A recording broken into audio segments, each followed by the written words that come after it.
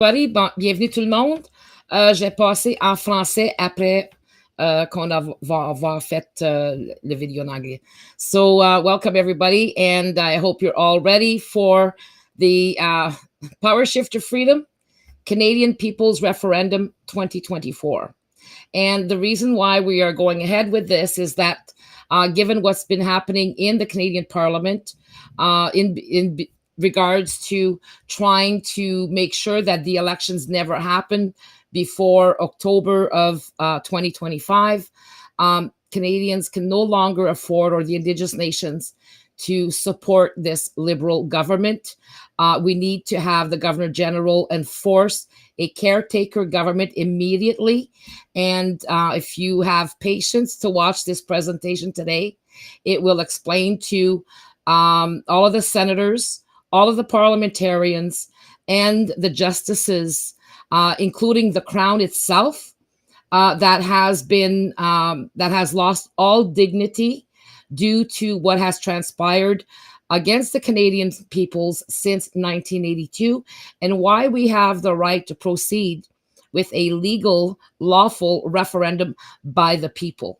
So I'll explain all that later, but first now we want to make sure that everybody settles in and understands what we are trying to do with this short little video, and it'll give you a good idea. But it's time that everybody rises, and you can do that from your home and right across Canada, because this time we need to do something, and the time is now. Okay, 1 second here. I'm just going to go and get this ready. And here we go. Attention, Canadians. Feel disconnected from our current political system? Join the PowerShift to Freedom movement by the Canadian People's Union and be part of a bold vision for Canada's future. It's time to shift the political power to its rightful owners, the Canadian citizens and Indigenous peoples of Canada. Dive into our history, understand the need for change, and embark on the quest for true democracy. Are you concerned about our nation's commitment to human rights and self-governance?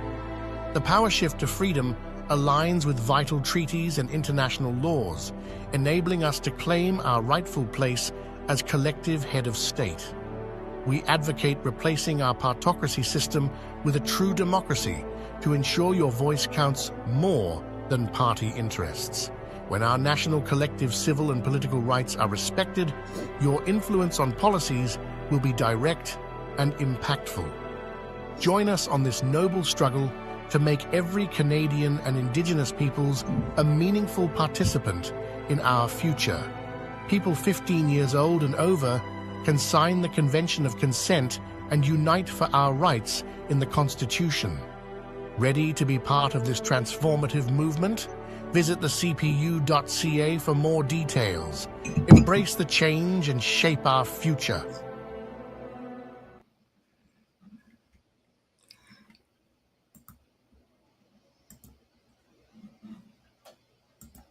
And here we go.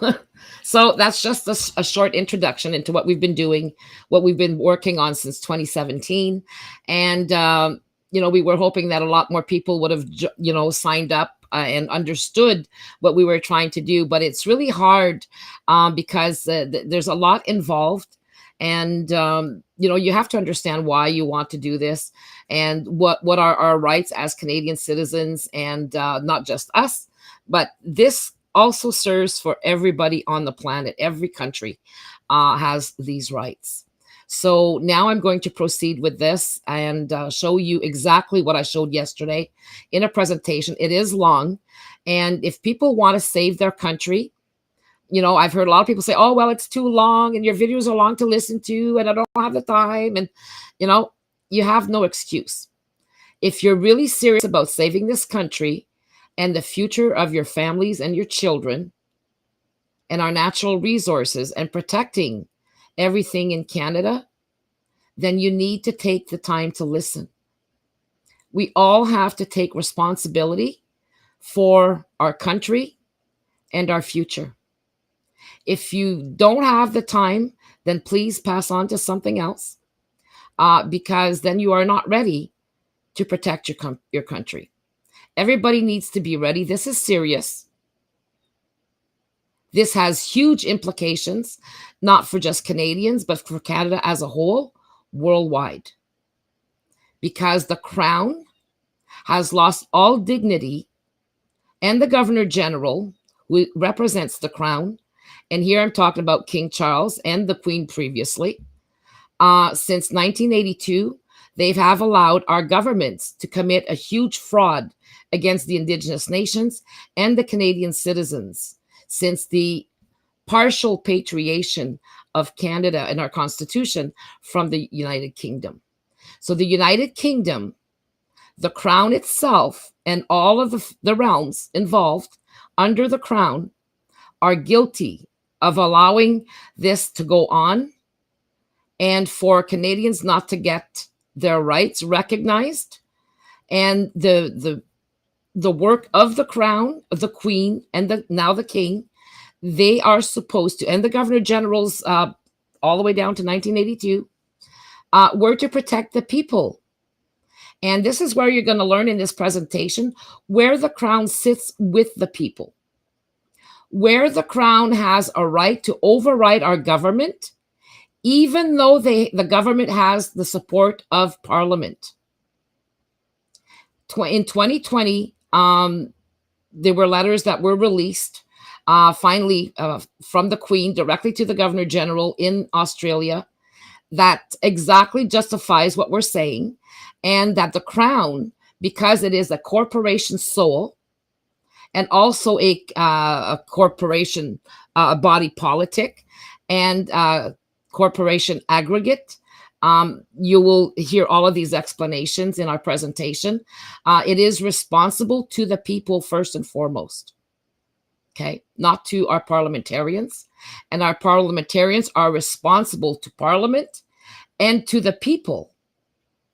Now, the Governor General, by allowing what has been happening and the corruption of the last 4 years, especially the last 4 years, that we've had to endure with the Trudeau government, first by his father, and now being finalized by Justin Trudeau himself, to, for their end game of destroying this country, needs to stop. And the Governor General has the power, the full power, to remove him immediately, even if he'd have the support of Parliament, for the allegations of corruption, bad ethics, and making our country go into huge debts based on fallacies. So the last 4 years and all of the monies that the federal government has taken has been done illicitly.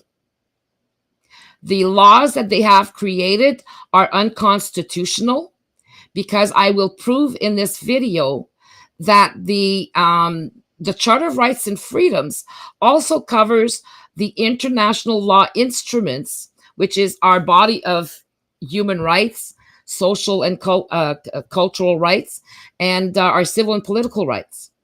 So those all embody the same things, protecting us against a rogue government and rogue politicians. And those were supposed to be to override those rights at the international level, signed in 1976 by Canada and the UK. You will see that even the UK between 1981 and 1982 state that Canada is bound to those international instruments it has signed. However, they felt that if Canada wanted to override their obligations and to risk being sued and charged at the international level, well, the UK wasn't going to have it. Okay, they refused. So in 1982, Pierre-Elliott Trudeau did not get the patriation he was expecting. The only thing that was missing, what was missing for the Crown to be able to finalize with the UK our patriation of 1982, was a full referendum across the country by Canadian citizens. And then for the indigenous nations to have their own referendum in regards to what was going to be placed in that constitution and if they'd accept it or not by their representatives. And it wasn't supposed to be only by the representatives of the people in the provinces. It was by the people themselves, each and every single person in Canada, either indigenous or Canadian citizen. And this is what we're going to prove today to use. It is long, and please bear with me. I did it yesterday, and yes, it is very long, but there are 80 slides, and I need to be able to make this presentation so that people all understand it, people all study it, and you can take that to court. Okay? So hopefully things will go well. I will not lose the internet as I usually, sometimes do, but it will keep playing anyways. So please bear with us. Stay tuned in, and the feed should come right back. Okay. And then you'll be able to re-listen to the video whenever you want to. And if it's too long for you, you can always come back. But please refrain from, putting insults in the comments or whatever. You're wasting your time. Okay. So just be very attentive and listen to what we're saying and read what you will be seeing on the board. Okay. So I will leave you with that, and we'll proceed to the presentation. Okay. So I'm just going to bring this down here for a minute so that I can get to it. And because I've added a page here, so I'm going to go to presentation from the beginning. Okay. Okay, so I tried to, I showed this part of this presentation yesterday to other groups. And it's time for everybody to get together and to do this across the country. It doesn't cost anything for you to sign your Citizens Convention of Consent. But what you will be getting is by the end of the weekend, we will have another form for you to fill out for just the referendum itself, saying, and we add that to the Convention of Consent. So the Convention of Consent and what we will be posting on the website will be easier for everybody to sign and to rise with, and everybody will be able to do that right across the country. Okay, so now I'm going to go back here and share screen with you. Okay. Now, where am I here? Oops.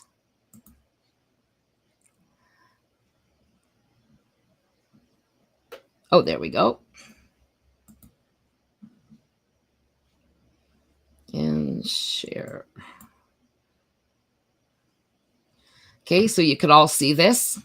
So the question here is the Canadian government guilty of stolen patriation, stolen rights, stolen DNA, and now committed the SARS-CoV-2 COVID-19 fraud to implement the WHO and the WEF's transhumanist agenda without our knowledge or consent? This is something that when you see the full presentation, which is almost 170 pages, that I've created to connect all the dots, we're not going to be showing you that today. Today, we're just taking care of why we need this referendum, why we have the right to a referendum, and what are our full rights to implement this. So another question, another statement that I make here is it's time for the Governor General to fire Trudeau. It's time for Canadians and the Indigenous peoples to take our full rights stolen from us since 1982 through the people's referendums for both. Okay, so the Governor General needs to remove or refuse the Liberal or NDP Liberal coalition or any coalition with the Liberals because of the allegations of corruption, the amounts of money. $400 million is nothing, of the monies that they took for their unethically in regards to their own families' businesses and their friends' businesses. And because actually what they did is they also voted on top of our budget, also voted for an extra $202 billion, almost $203 billion of our funds for whatever between 2024 to 2025. So they don't speak about this. Neither do the Conservatives, because they all voted for this. So now the challenge is that we need to move forward in our rights. because nobody is really protecting Canadians right now.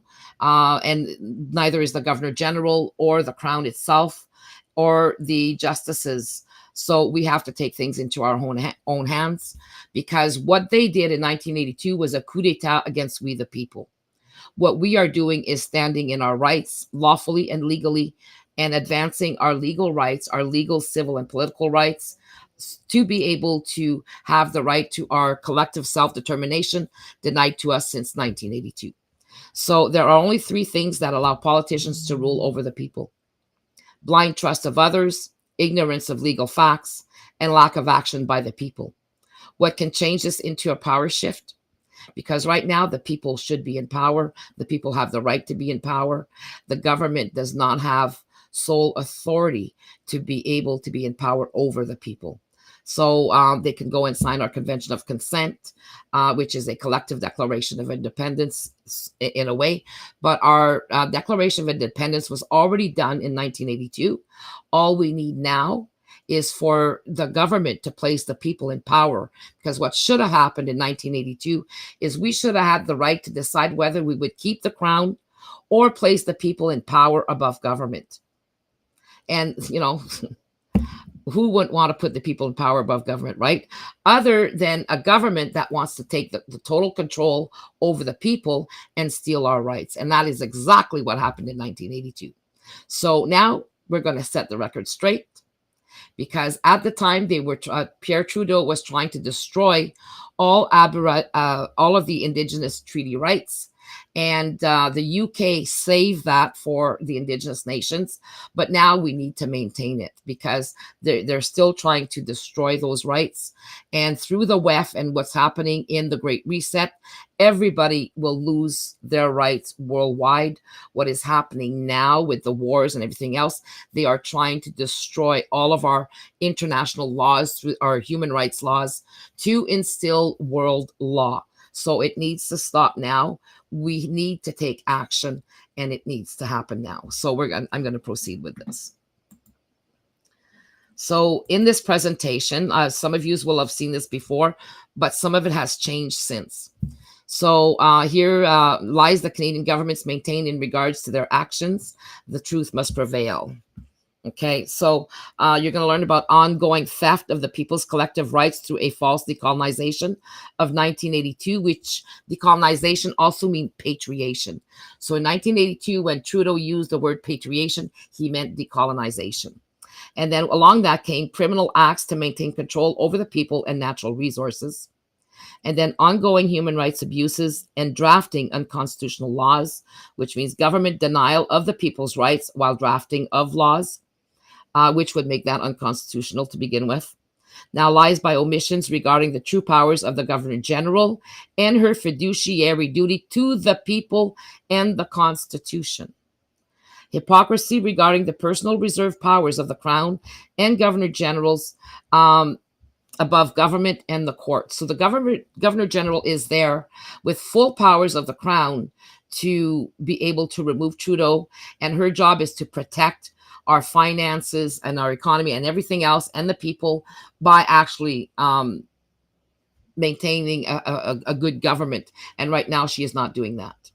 So then we also have contractual fraud against international signatory countries, purposeful misrepresentation of intent. And that means that all of the, when you speak to the lawyers and everything, they'll say Canada does not recognize international law inside of Canada. That is a fallacy. That is a lie. Canada is bound by those international instruments they have signed. You will see a list of them. And by that, Canada has committed fraud against all of the countries who have signed on to the same things. Okay, so Canada is in breach of international law, and those countries need to charge our government with having failed to respect international law. And then we have medical fraud, DNA theft, and other crimes against Canadians, countries, and the whole of humanity regarding SARS-CoV-2, COVID-19 protocol. This is an international criminal liability. This will not be shown today, but we've shown it previously. So now the solution, the People's Legal Right Action through the PowerShift to Freedom, the CPU.ca. And then we have another, we continue here. Now, based on the Human Genome Project 2001-2003 and the Medical Countermeasures Consortium COVID-19 protocol, the Government of Canada participated in creating the Department of Defense Medical Countermeasures Consortium with the UK, USA, and Australia for a dual use, what they call dual use, which is gain of function creation of viruses. Now, Justin Trudeau trying to destroy the Genetic Non-Discrimination Act since 2017 to remove it from federal criminal law jurisdiction. Everybody who participated in any transhumanist agenda or even in changing our DNA, doing anything to our genome, could actually be jailed for 10 years in prison and receive $1 million fine. So now Event 201 pre-pandemic exercise that happened between 2018 and 2019 with WEF Board of Director Chrystia Freeland, that is also part of that, Bill and Melinda Gates Foundation, and the Johns Hopkins Center for Health Security. And then we have the funding of Genome Canada, CanCogen, and other private companies such as Abcelera, which the Canadian government funded, which also made huge benefits for corporate shareholders. So Canadian funds from the Canadian peoples and Indigenous peoples are funding private corporations geared to transhumanist agendas and all kinds of other technologies without our consent and changing, possibly changing things to our human genome. So again, we need to look deeply into this. There's a lot of criminal activity going on, stuff that should not even be allowed in this country. Now, initiating vaccinations for employees and Canadians through coercive criminal methodologies, among other illicit actions of fraud and negligence, while enforcing continual human rights violations. Now, these are just some of the issues that we've seen in Canada as to why we need to stop our government, as to why a huge investigations needs to be had, and as to why the Crown, King Charles, and previously his mother, and all of the Governor Generals actually misrepresented the people in Canada and put us in jeopardy, and continues to do so today. So so here again, the others that we need to really pay attention to is unconstitutional implementation of the Emergencies Act, Bill C-11, amongst other such as unconstitutional provincial laws prior and during the pandemic and presently, since they do not consider our true rights. Illegal arrests, detentions, and fines during COVID-19, implementing COVID-19 measures, ignoring the people's non-derogable rights, instilling a COVID-19 protocol that could be linked to unwarranted deaths, implementing a transhumanist agenda, creating an avalanche of new corporations who may not be following the laws regarding the protection of the human genome and other life forms. I've already repeated that. Now, in also the possibility of racketeering by government officials and employees, which we're seeing under, that $400 million rainfall that they gave themselves, inflating public-private partnership, corporate shareholder profits. Now, there's also too many other questionable acts to add here. So, but first things first, we must enforce our collective and personal rights, as these are our true power above government. We can either decide to keep or remove the monarchy and Governor General, but retain veto power prior to government decision-making. We can make better or completely change our current parliamentary democracy system that restricts our ability to veto legislative laws that fail to adequately serve or represent the will of the people. I would say we just need to make it better. We just need to get rid of the corruption. Otherwise, it would work perfectly. We can retain our natural resources to make better use of them so that all Canadians can benefit from them instead of enriching private international corporations. So here we have the unfinished patriation. You're going to learn about the unfinished patriation of the Canadian Constitution, led led to a deceptive, unfulfilled decolonization, depriving us of our collective self-determination rights since April 17th, 1982, and nothing has changed since to rectify it. And then you'll learn about the true powers of the Crown in Canada as the sovereign and head of state that our government didn't want us to know about. And then the true powers of the Governor General as the de facto head of state and lieutenant governors, along with rights and responsibilities. They owe fiduciary duty to we the people. They do not owe anything to government other than what's agreed upon. They have to follow the Constitution, but at the same time they have the reserve power, because the Governor General is the only one who can hand out funds when in between elections and when something is urgently needed, because the Governor General is still the head of the military, because the Crown, the King right now always, or the Queen and the Queen before, always kept their military power. And you're going to hear about this you're going to see this in the in regards to their titles. So those are reserve personal powers that they have, and because they are also part of the corporation soul. So here, Pierre Elliott Trudeau and the Queen stole the rights of Canadians and Indigenous nations in 1982. Because even though the UK parliamentarians tried to help us, they warned the Canadian government of what was happening, and all of the premiers, everybody in Parliament, were told what was happening, and everybody lied about it. They continued to lie, and so did the Queen, because her job and the Governor General's job was to protect the citizens. And they should have told the people, even though in 1982 they were given 15 years for a referendum. It never transpired. It ended in 1997, and then nothing was ever said about it until we started discussing the issue. So this whole cover-up is all part and parcel of the Crown losing its own dignity by not stepping in to protect the people. And this is why we need to remove the Crown so that we can be placed. Because in 1982, we should have removed the Crown and placed the people above government, as it should have been. And that's what a free country is supposed to be. So here, in order to prove that what Pierre Elliott Trudeau was trying to do by the patriation was actually a formal decolonization of Canada from the UK. And here you see it there. I'm not going to read all this, because then you could come back and read this. But it says, one of his quotes is, "It says to me, as a Canadian head of government, the whole point of decolonization is to establish that we really should not have to convince the British government." And the reason why he said that is because what he prepared for the UK government to redo, to accept the constitution that he was sending out, is because the UK had they were the only ones who had the full power to amend our constitution.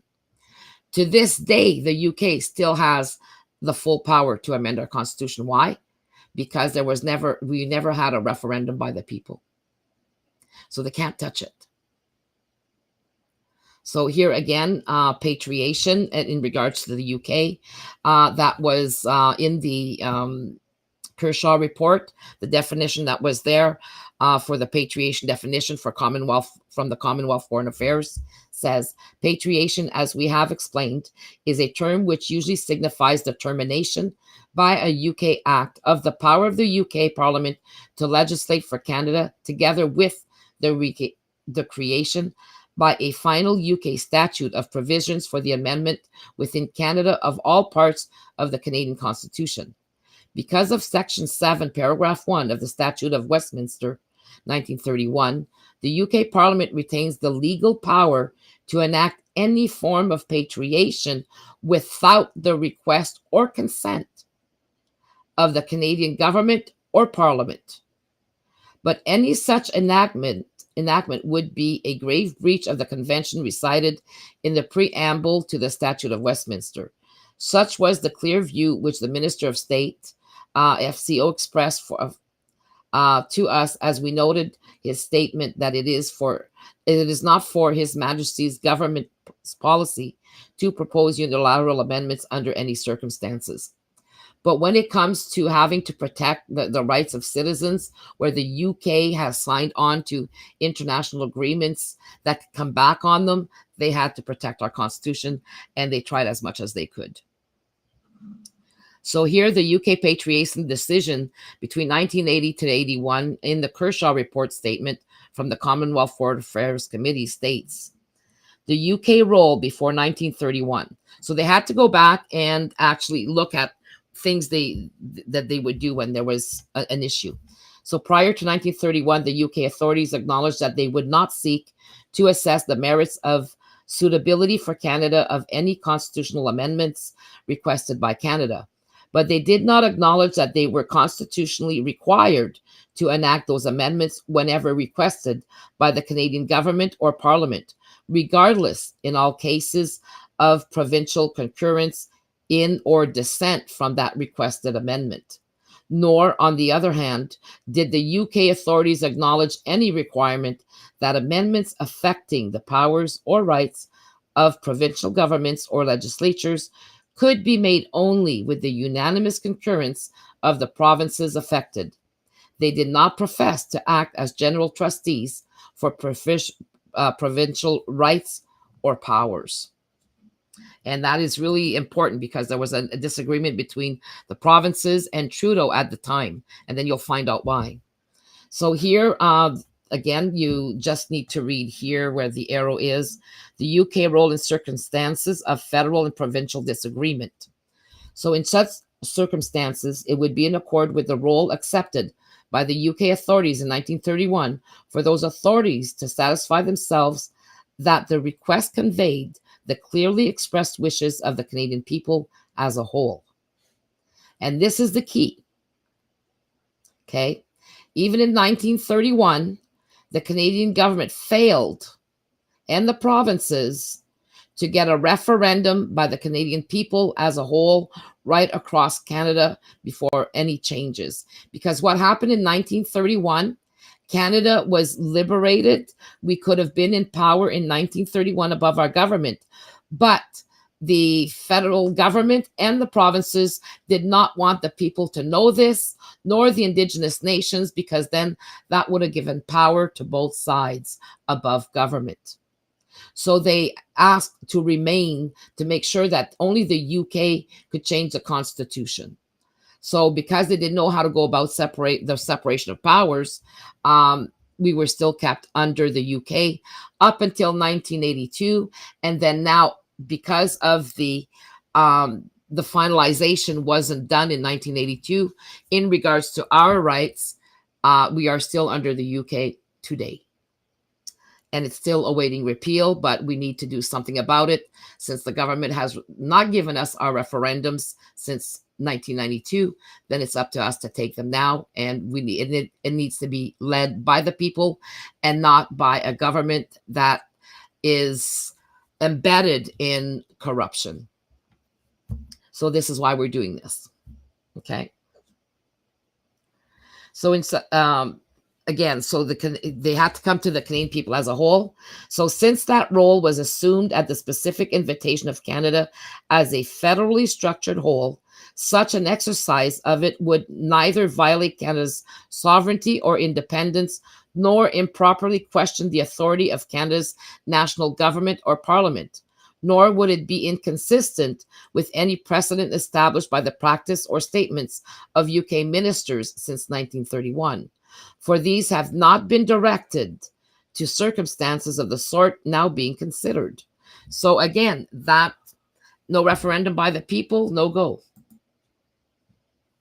So here again, we have two arrows here, very important. So again, the view expressed in 1912 by A.B. Keith, a British constitutionalist who was then in the colonial office and involved in an official capacity with imperial dominion relations, appears to us to be fair. Very different principles apply to the alteration of a constitution, which is the result of a federal compact, from those which apply to the alteration of an ordinary constitution. as was recognized in an ample manner in 1907 on the occasion of the amendment of the British North America Act in accordance with the wishes of the federal and provincial governments in the matter of the financial subsidies to the provinces. The Act is a formal instrument of constitution, which can be amended by the Imperial Parliament and will be so amended, but only in accordance with the wishes of the people of the Dominion as a whole, not either federal or provincial bidding. So when it comes to us, it's not about the heads of the provinces or the premiers. The premiers have no say, and neither does the prime minister. It is the people that have a say. So we need to all understand this.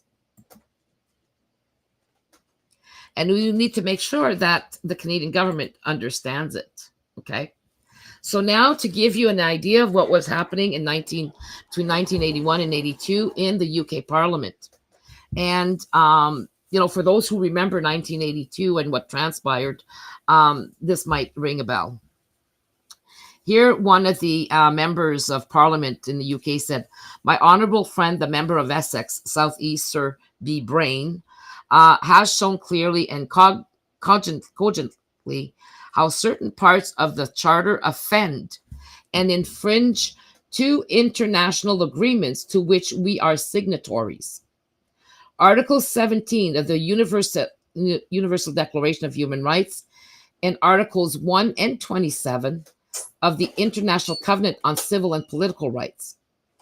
Some of us may not wish to be signatories to those two agreements, but we are bound by them. So long as we choose to be fettered by those covenants, they remain shackles upon the House, and we should recoil from any legislation that infringes upon them. To do otherwise would be dishonorable, even disreputable. It is, of course, true that Canada is also a signatory to both agreements, but whether she decides to infringe them is not a matter for us. Two wrongs cannot make a right. The Indian nations are justified in questioning the bona fides of the Canadian Prime Minister. I say that with great regret. As long ago as 1969, he spoke in Vancouver about the need to bring to an end the historic treaty rights of the Indian peoples and spoke of how, in due course, those rights must be extinguished. He refuses even now to sit at the conference table to discuss and define what those rights are. He will not do so until the new Constitution of Canada is established. And at that stage, he will have the power to override the Indians. And this is what the United Kingdom stopped the Canadian government from doing, because Pierre Trudeau wanted the UK to accept the patriation, to not change anything other than do what he wanted them to do. And they did the reverse. And at the same time, they also saved us, because once, if they would have done what Canada would have done, the Constitution, just the Charter, and some of the other information in the Charter that he gave, would have robbed us of everything, and especially the Indigenous nations. And then he would have had the power over us, and it would have been hard to, have the backing of international law behind it, because he would have destroyed it all. Because that is the one thing he promised all the provinces once they finally agreed with him. He had promised them to destroy Indigenous titles right across the board so that the provinces could all take over the lands. And they could take me to court on that one. So here, the 1960 decolonization patriation, our right to collective self-determination by referendum in 1982.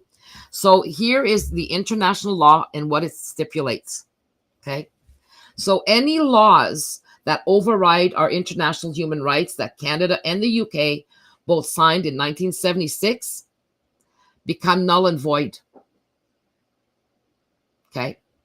Unconstitutional, null and void, ultra vires our Constitution, because then you will see that inside our Charter, there's a fine line where it states that, yes, Canada is bound to these international instruments. Now, under international law, there's automatic rights that we have. And these are erga omnes, Self-determination has been recognized as an ergo omnes right and even as a preemptory just cogent norm, which is an automatic right. In international law, obligations in whose fulfillment all states have a legal interest because their subject matter is of importance to the international community as a whole.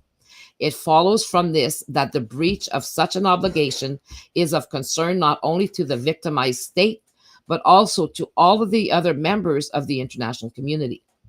Thus, in the event of a breach of these obligations, every state must be considered justified in invoking, and probably through judicial channels, the responsibility of the guilty state committing the internationally wrongful act.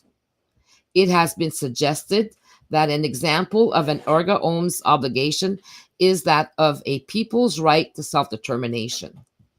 A just cogens obligation is a rule or principle of international law that is so fundamental that it binds all states and does not allow any exceptions. Such rules, sometimes called preemptory norms, will only amount to just cogent rules if they are recognized as such by the international community as a whole.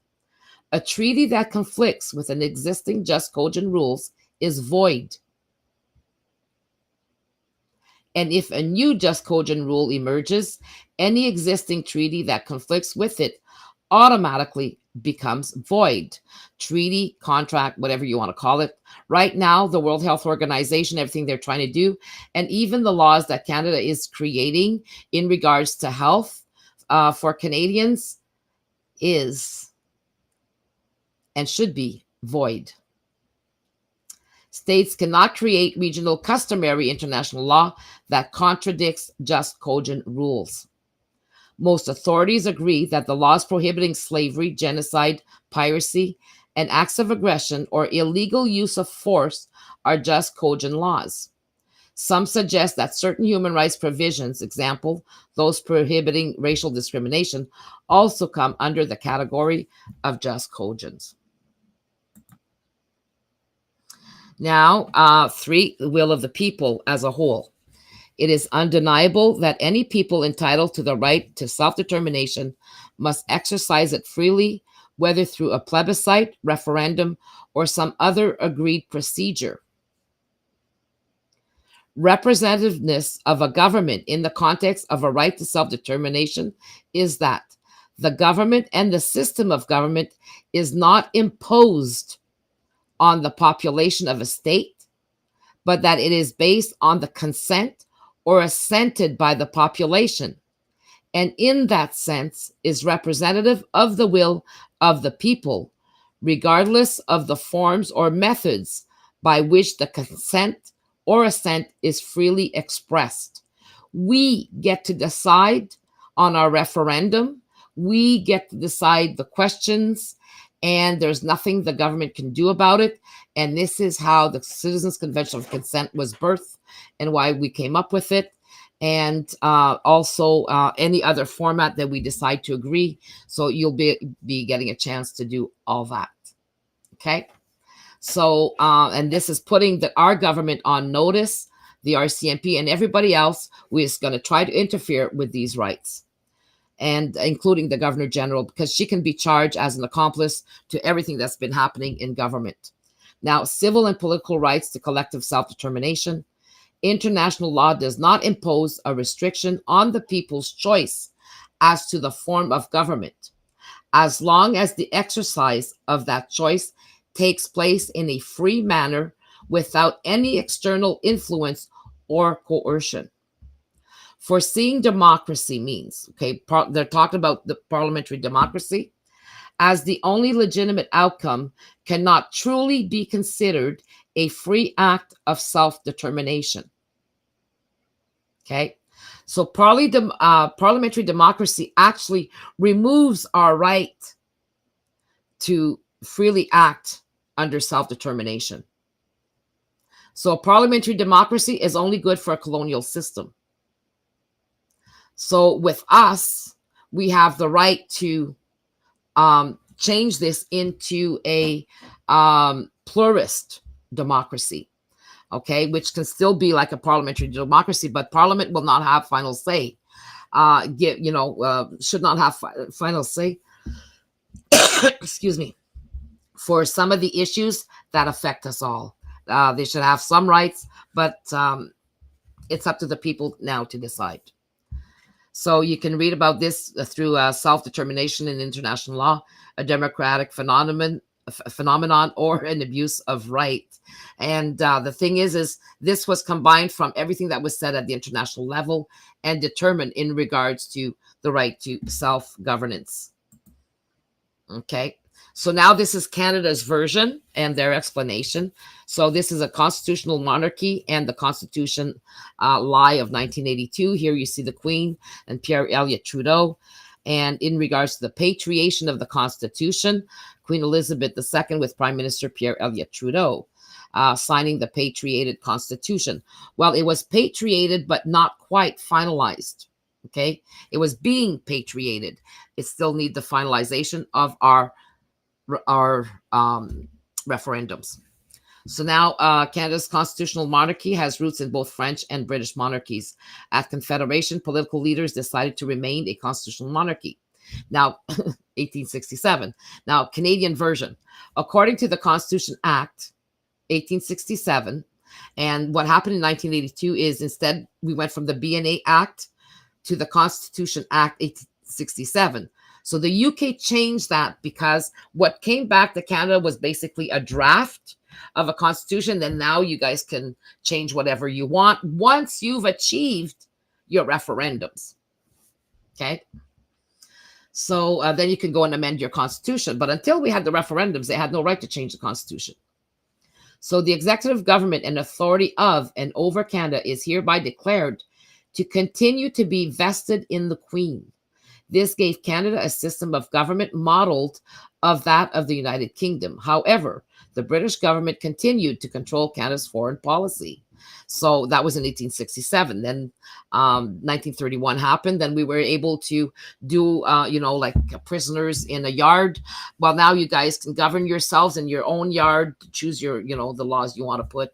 And but the international level, the UK is going to handle all of that. You can't deal at the international level.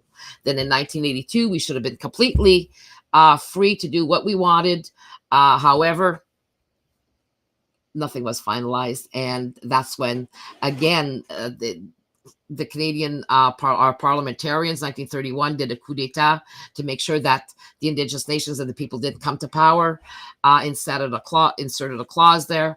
And then in 1982, tried to get away with basically murder of our rights and got bit by the UK, but at the same time, silently.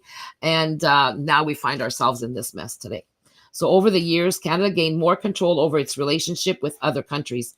In 1982, Canada's parliament gained full control of its constitution in what is now known as patriation.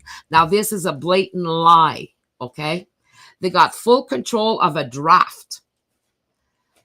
The others are still alive and well in the UK legislature, okay? That hasn't changed. So Canada is playing with a constitution based on a lie. Okay, so under the Constitution, the Crown is the source of nonpartisan sovereign authority in Canada. So in other words, the Crown has the power to govern. So the Crown can take over anytime it wants, but entrusts this power to the elected government, which holds it on a temporary basis. As head of state, the monarch is above politics, unlike the head of government, the prime minister. But here again, they allude to something, not quite right. So the governor general has the exact same powers as King Charles right now, and has to exercise those powers for the people. And if she does not, she could be guilty as well in regards to not serving the people.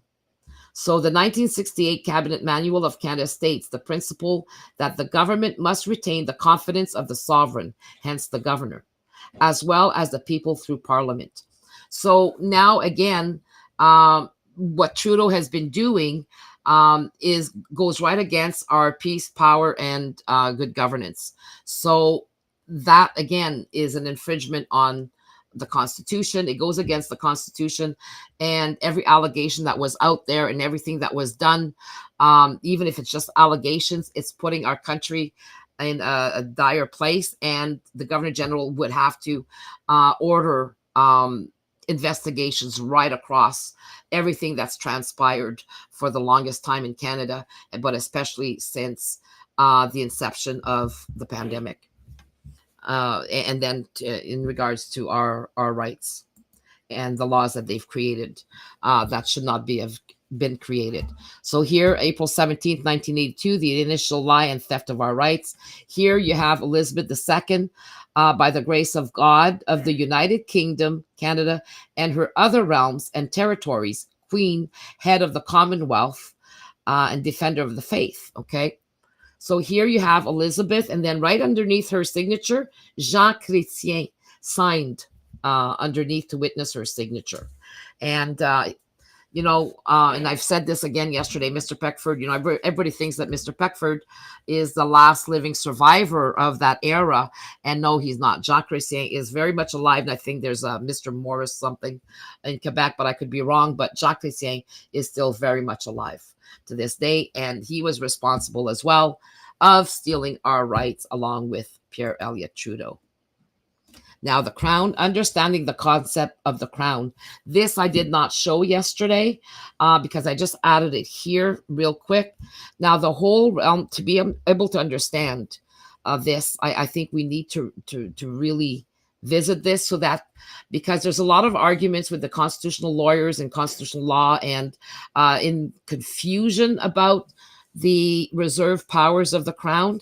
And I think we're going to try to clear that up for them. And especially with the documents that were found in 2020 that they might not even know about. So we're going to save them a lot of arguments. Now, the whole realm can be understood as a corporation symbolized by the crown. The communal aspect of the crown would be realized, and the need for the community to identify with the crown and foster a sense of community could also be fulfilled, where the crown to be understood in the sense of the history of European ideas, 13 democratic realms. So anyways, this is a work that was done that you'll be able to research later.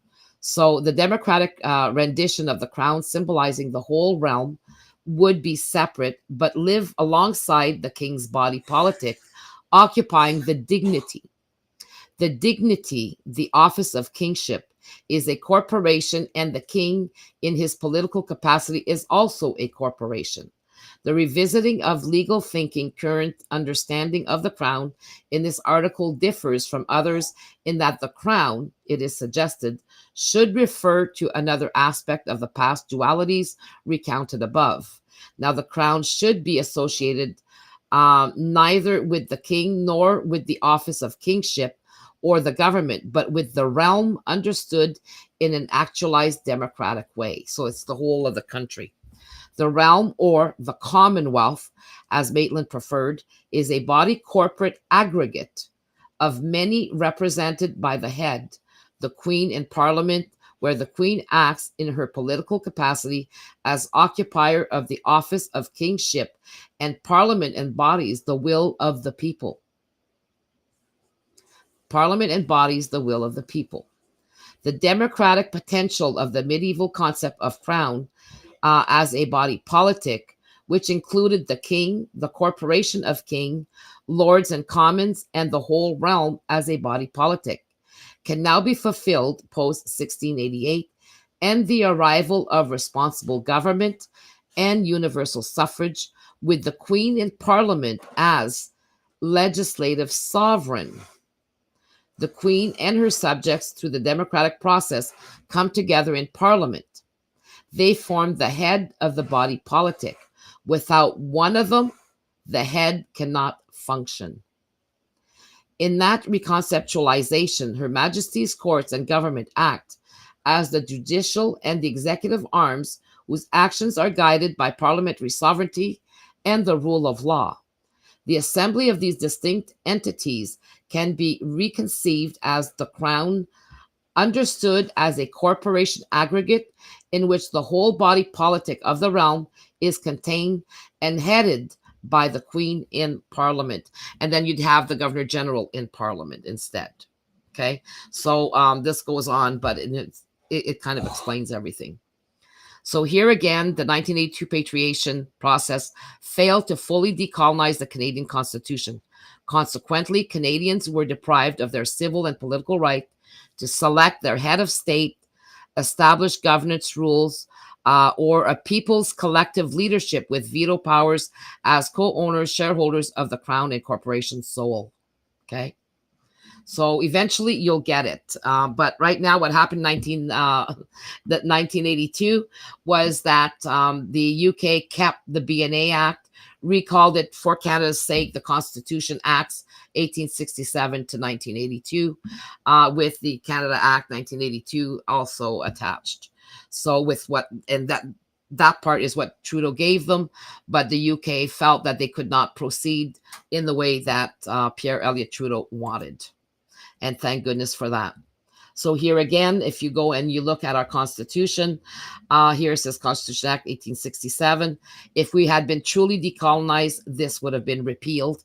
It still has not been done, has not done so. So now the Constitution of Canada includes the, both the 1867, 1982 Charter of Rights and Freedoms with the separation of powers.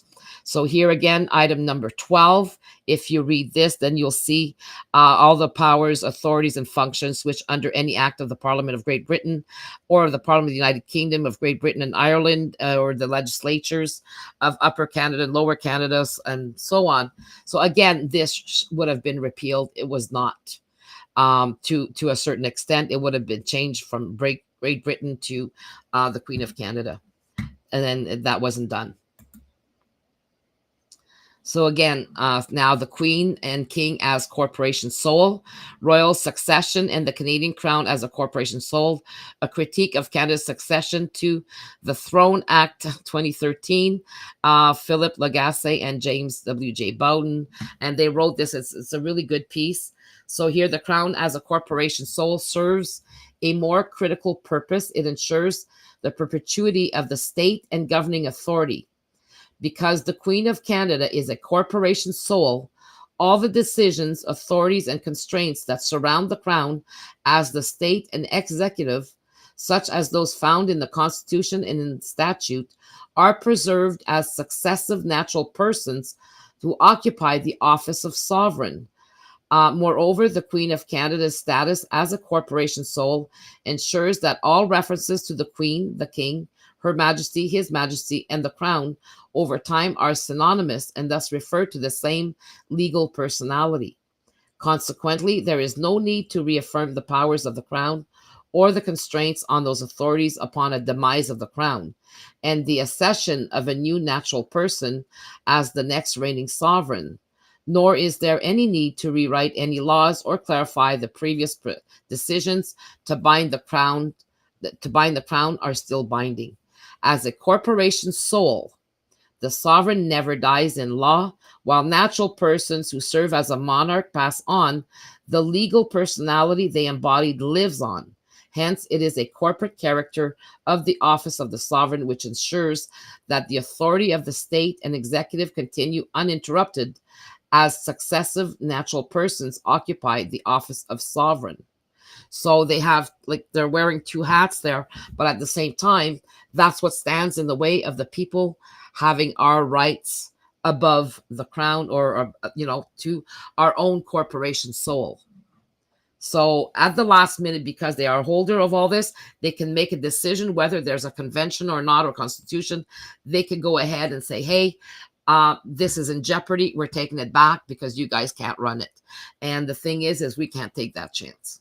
Okay, even if they say, oh, that will never happen, we can't believe them. It's time. The people should have had that right in 1982. It's time that we take that right now.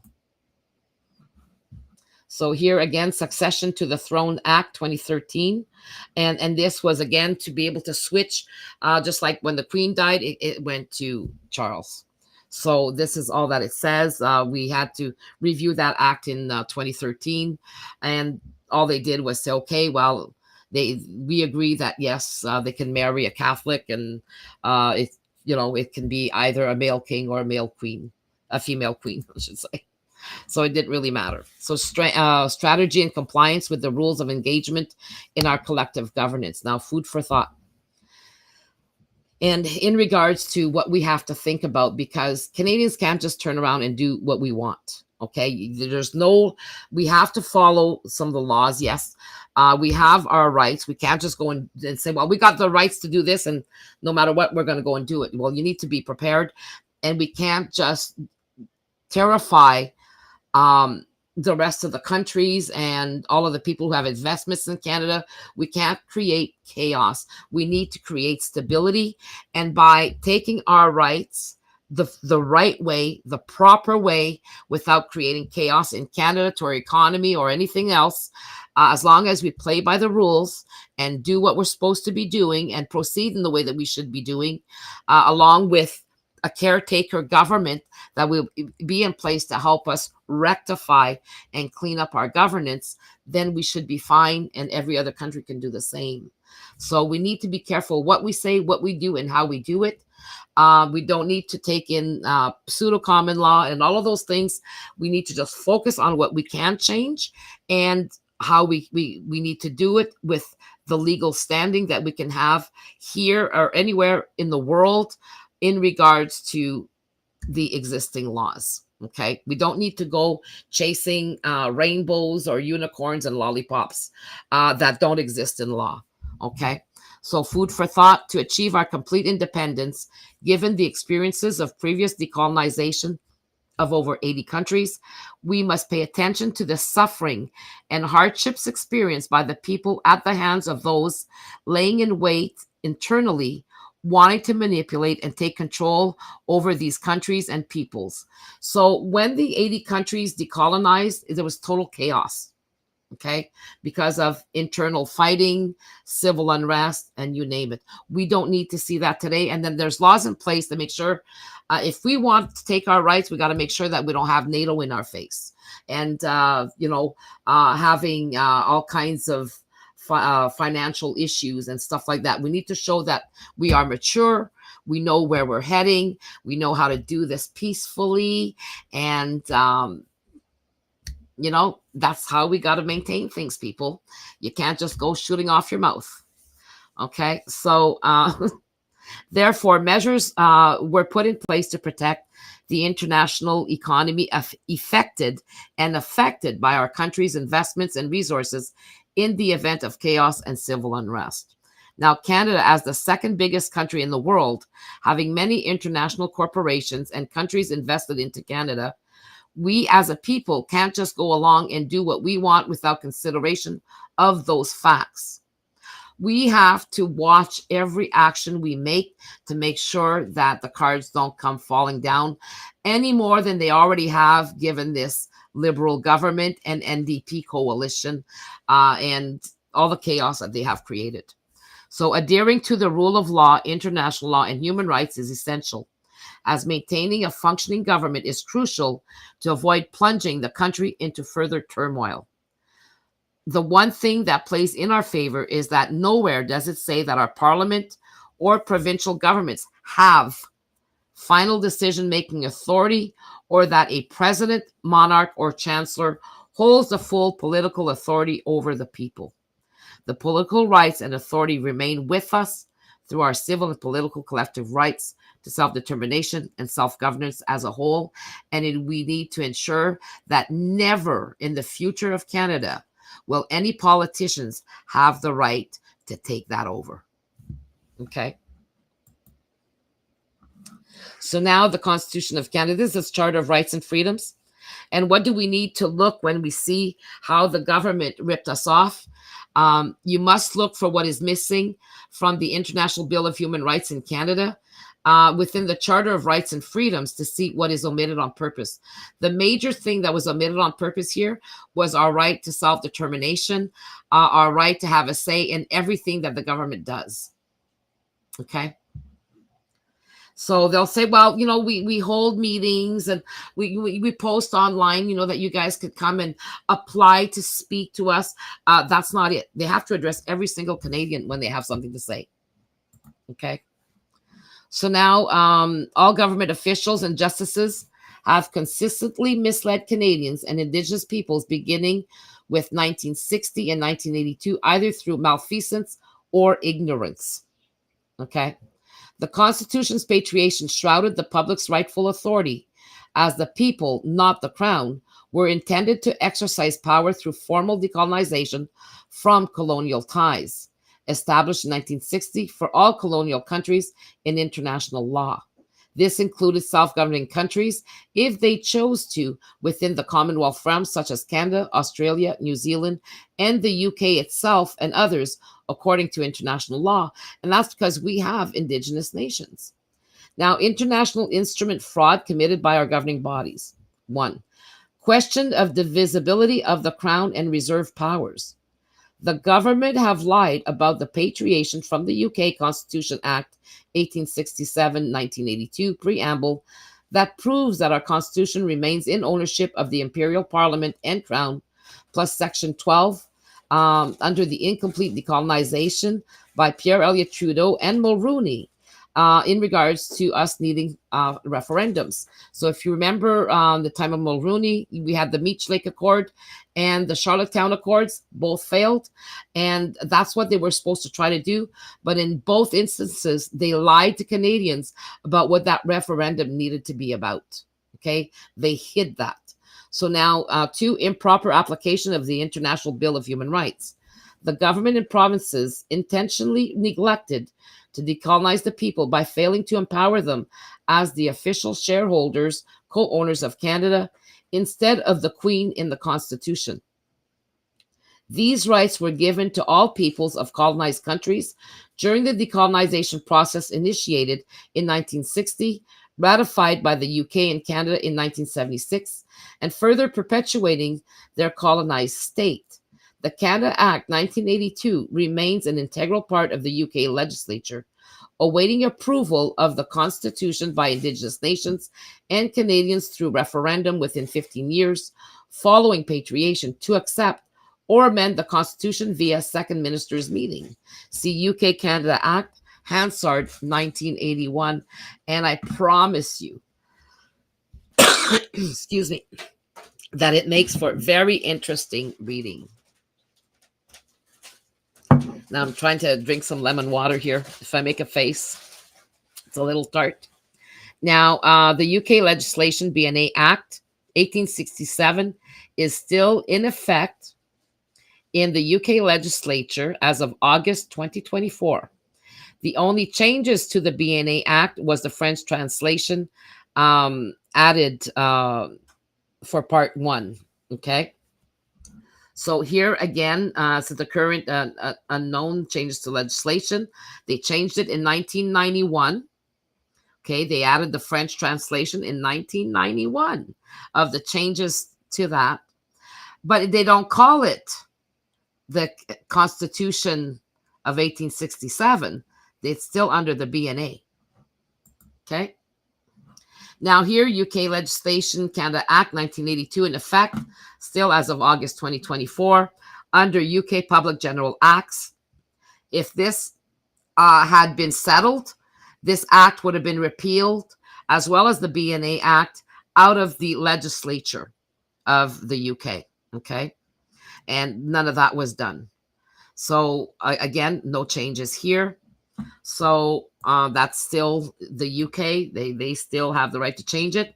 Now, the one thing that they changed again, they made that change in 1991. You've seen for the language. And now in 2003, they also changed the BNA Act under Section 1940 C36. And in regards to the criminal justice regarding Northern Ireland, Order 2003. And here they changed the affecting article, which was Article 17. And here it says changes made to website text. They changed the BNA Act, but they did not change the act on the internet, okay, on the web yet. But they did change it physically in the document. So if we would have been decolonized or patriated and be a truly free country, do you think the UK would be going through this anyway after the fact? Mm-mm. No. So here we have, again, you'll see here, if you look to the right, 1982, the Canada Act. These are all acts that have not been finalized, I would say, on purpose and hypocritically by all of these countries that are still now tied to the belly button of the UK because things have not been final. Why? Because they want to remain in power over the people. Now, here it says to ask that this was a request being made because of these acts. And it was debated on Monday, the 12th of June, 2006. So to ask the Secretary of State for Foreign and Commonwealth Affairs if she will list those acts and parts of acts which received royal assent between 1976 and 2006, and for which her department has policy responsibility, which remains in force. Okay. Now, the Foreign and Commonwealth Office has policy responsibility for the following acts, which remain in force and which received royal assent between 1976 and 2006. Some of the acts contain provisions which appear to be spent. Okay. A definite list of all the parts of acts in the relevant period for which the department has responsibility could not be provided without incurring disproportionate costs. So they're saying, well, all of this costs money, but a lot of these are not finalized. Okay. So failed patriation on the Canadian government's part. And this is, again, the Hansard Parliament UK Commons, where you can find this. Okay. So that's the fraud committed against us. So applicable worldwide, governments had 10 years to implement the Bill of Human Rights, 1960, and the ones that they added, 1966. So the Canadian government, instead of taking 1966 to 1976 and applying those laws, they only ratified them in 76 and then tried to say, well, now we'll do them. And they never did. Okay. So here, what our rights are is Article 1. All peoples have the right to self-determination. By virtue of that right, they freely determine their political status and freely pursue their economic, social, and cultural development. 2. All peoples may, for their own ends, freely dispose of their natural wealth and resources without prejudice to any obligations arising out of the international economic cooperation based upon the principle of mutual benefit and international law. In no case may a people be deprived of its own means of subsistence. The state parties to the present covenant, including those having responsibility for the administration of non-self-governing and trust territories, shall promote the realization of the right of self-determination and shall respect that right in conformity with the provisions of the Charter of the United Nations. Now, Article 2, each state party to the present covenant undertakes to respect and to ensure to all individual within its territory and subject to its jurisdiction the rights recognized in the present covenant, without distinction of any kind, such as race, color, sex, language, religion, political or other opinion, national or social origin, property, birth, or other status. So see, we don't have those in our constitution, in our charter, okay? All of these, we have the right to political, they're saying that the convoy was political. Well, yeah, they had a reason to be there and to stay there, and they were protected by international law to also remain. So here, Canada's forgotten and trampled on legacy by our parliamentarians. Our own Canadian John P. Humphrey helped draft most of the Universal Declaration of Human Rights and the Syracuse Principles. Now, the Syracuse Principles came into effect because a lot of the countries were overriding the rights of the people.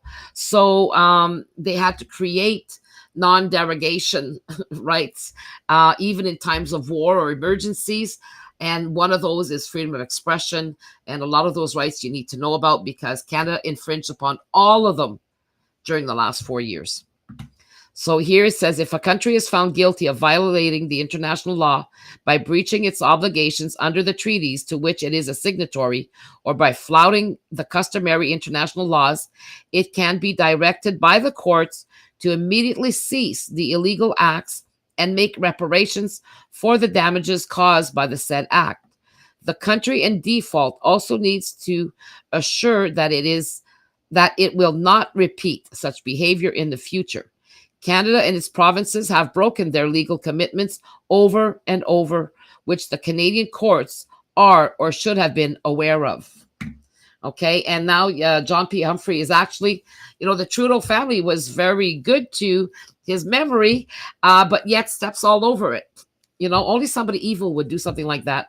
Now he's commemorated in Côte Saint-Luc in Montreal. So here, the International Bill of Human Rights, ratified by the UK and Canada in 1976, includes the Universal Declaration of Human Rights, International Covenant on Civil and Political Rights, International Covenant on Economic, Social, and Cultural Rights. Okay? So here it says the International Bill of Human Rights countries normally had up to 10 years to implement all of the human rights covenants in their entirety. The UN and or signatory countries can charge Canada with Canada's violations from all levels of government down to municipalities by not having fulfilled their duties to the binding international instruments. Okay? And then you can find them here. So I'm not going to bother reading that. We're going to move on. And here's the Syracuse Principles. And the Syracuse Principles is very, very, very important because if you remember Justice Mosley, who said that the emergency measures that Trudeau brought forth were unconstitutional, but he made a statement that if they would not have used, to protect the nation, then they probably would have gotten away with it. But at the same time, no, the Syracuse Principles was set up on the limitation and derogation provisions in the International Covenant on Civil and Political Rights for the specific reason of protecting the people against rogue governments. And then you see John P. Humphrey's name here, Canada, as one of the vice presidents of the Commission of Jurists that gathered, from around the world to make sure that we were protected. So non-derogation rights of Canadians are specific. Neither Canada, the provinces, or municipalities had the right to implement emergency measures without protecting the people's rights of non-derogation. And courts were to remain open and obliged by law to adjudicate violations of non-derogable rights. Because the lawyers would go and put the charter up there or the provincial charters, they failed the Canadian people because what supersedes all of those are our international instruments that override the ones that are missing in our Constitution, and that Canada cannot use as an excuse to override those rights. So again, here, non-derogable rights. No state party shall, even in the time of emergency threatening the life of a nation, derogate from the covenant's guarantees of the right to life, freedom from torture, cruel, inhumane, or degrading treatment or punishment, and from medical or scientific experimentation without free consent. Freedom from slavery or involuntary servitude, the right not to be imprisoned for a contractual debt, the right not to be convicted or sentenced to a heavier penalty by virtue of retroactive criminal legislation, the right to recognition as a person before the law, and freedom of thought, conscience, religion. These rights are not derogable under any conditions, even for the asserted purpose of preserving the life of the nation. Do you hear that? And I hope parliamentarians are watching this, and every municipal office and provincial government. Now, the ordinary courts, here number 60, the ordinary courts shall maintain their jurisdiction even in the time of public emergency to adjudicate any complaint that a non-derogable right has been violated. The courts had to stay open to make sure the government didn't override its rights, the rights of the people against them. Okay. So now, what are the international human rights ratified by UK and Canada in 1976? Well, these are a whole bunch of international human rights treaties to which Canada is a party to, okay? And these are all the treaties that Canada pretends does not matter, that does not recognize inside of Canada. Those are outright lies. They are legal issues here, ramifications that Canada could be facing because they ignored these. Now, under international law, the country's international obligations are assessed from the national level, in which includes all communities and cities.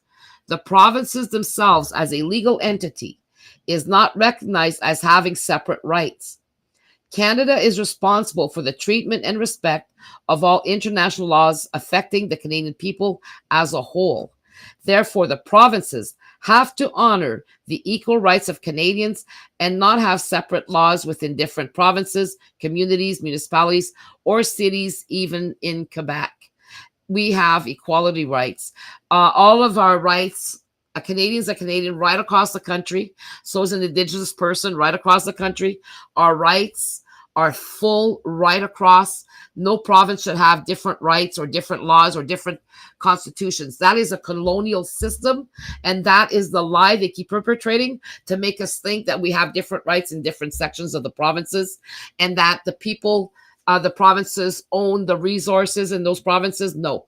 A Canadian is also a shareholder, co-owner of all of the natural resources across Canada, same as the Indigenous nations. They have the right to the resources all the way across Canada, plus on their own territory. So they get a benefit there. But because why? Negotiations and treaties that we need to respect. So again, you need to be very careful as to what you know, what you say, and how you repeat things. And you need to be in the know to understand how things go, to be able to make good decisions for this country. Okay. So therefore, here the UN and or signatory countries can charge Canada with Canada's violations by the provinces, the municipalities, and everyone from all levels of government down to municipalities by not having fulfilled their duties to the binding international instruments. Okay. Now, the provinces need to swallow that real long and real hard. So here, where do we find that? They say, oh, it doesn't say anything like that in our charter. Yes, it does.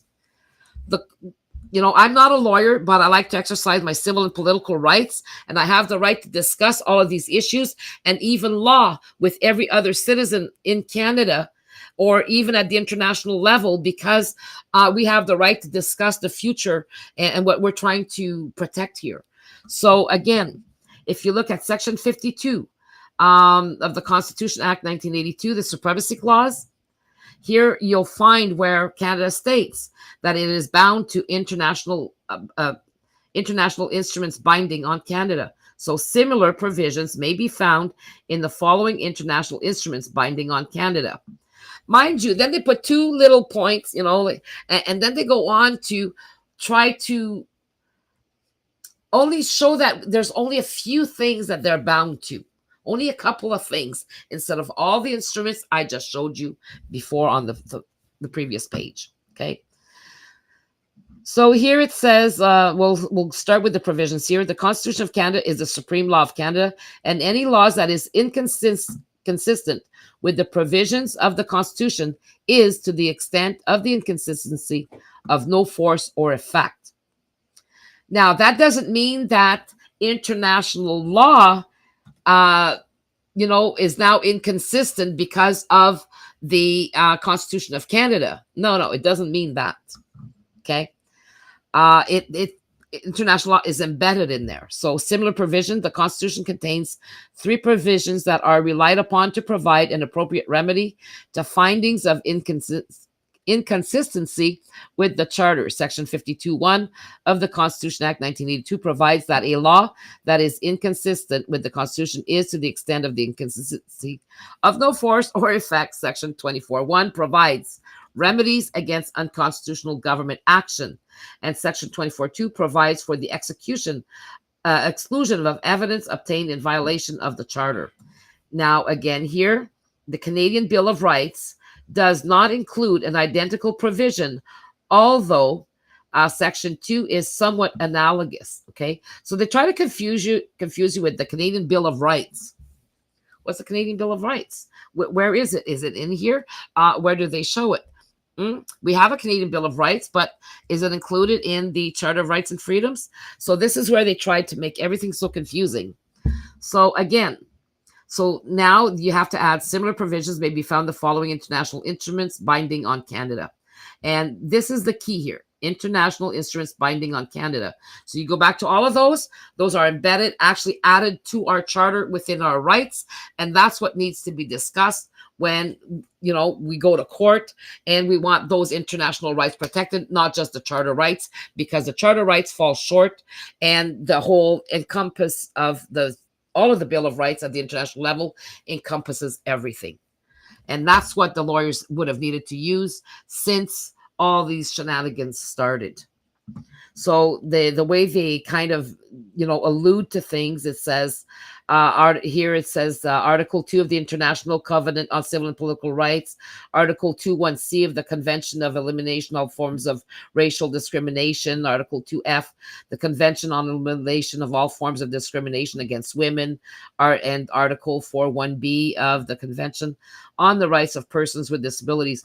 So they kind of make you think that, this is the only ones we that are binding on Canada. And then now see also the following international, regional, and comparative law instruments that are not legally binding on Canada, but include similar provisions. So they're trying again to make you think that, those international law rights, there's only a few that Canada is bound to, and it's a lie.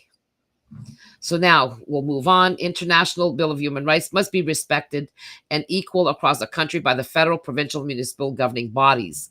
So these are the different levels that you'll be able to read here once I set out the presentation.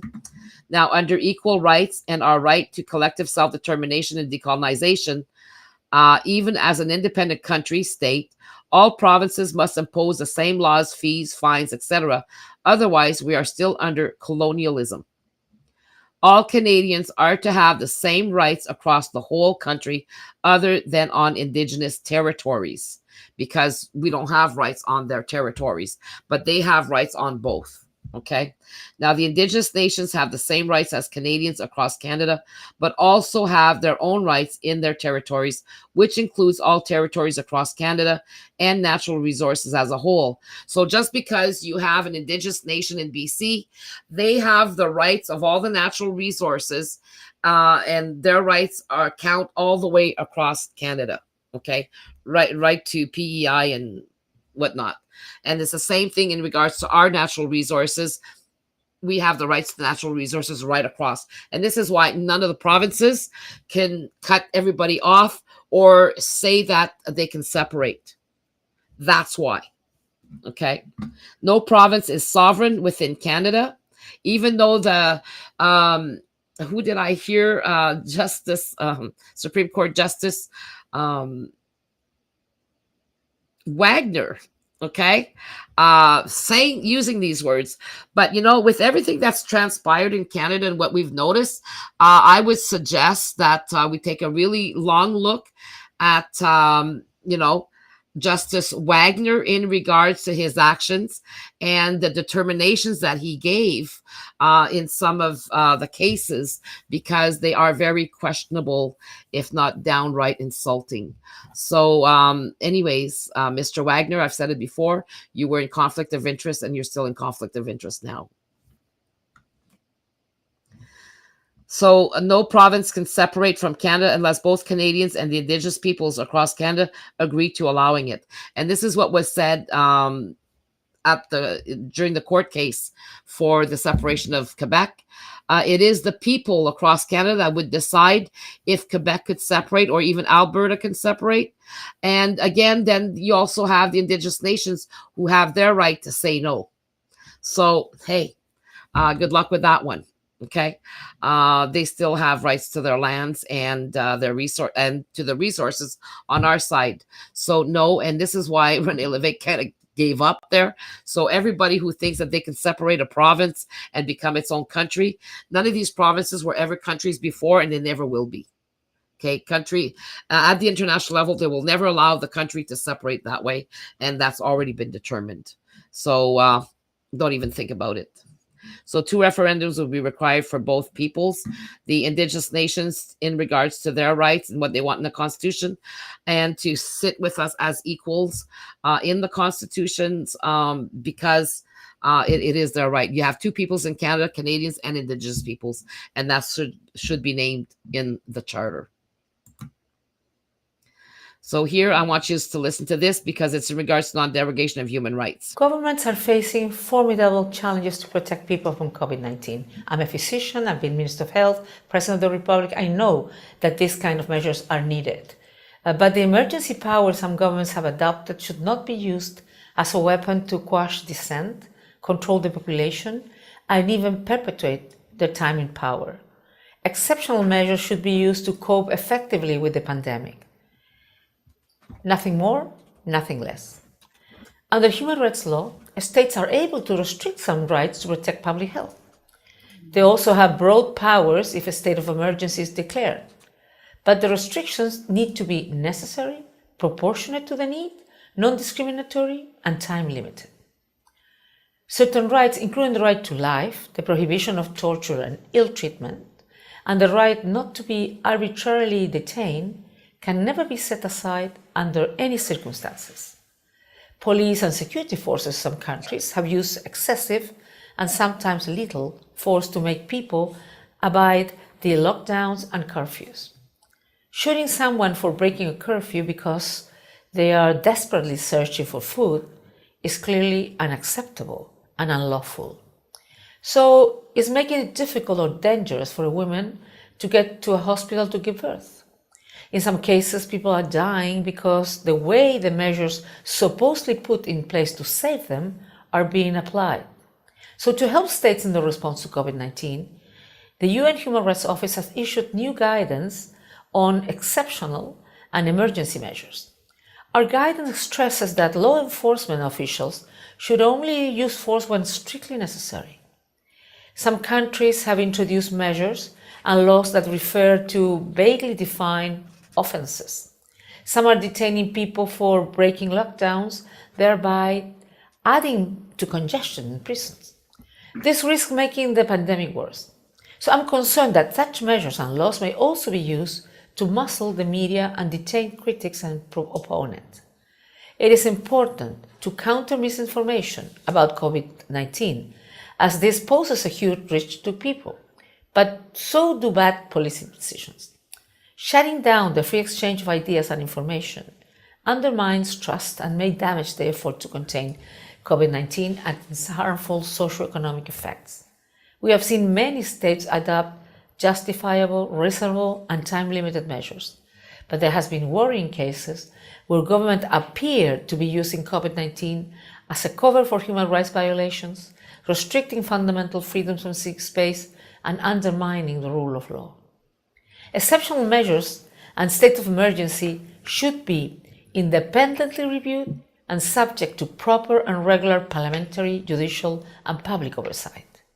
It is clear states need additional power to cope with this crisis, but the abiding principle must be that exceptional measures are enforced humanly. If the rule of law is not upheld, then the public health emergency risks becoming a human rights disaster, and the negative effects will long outlast the pandemic itself.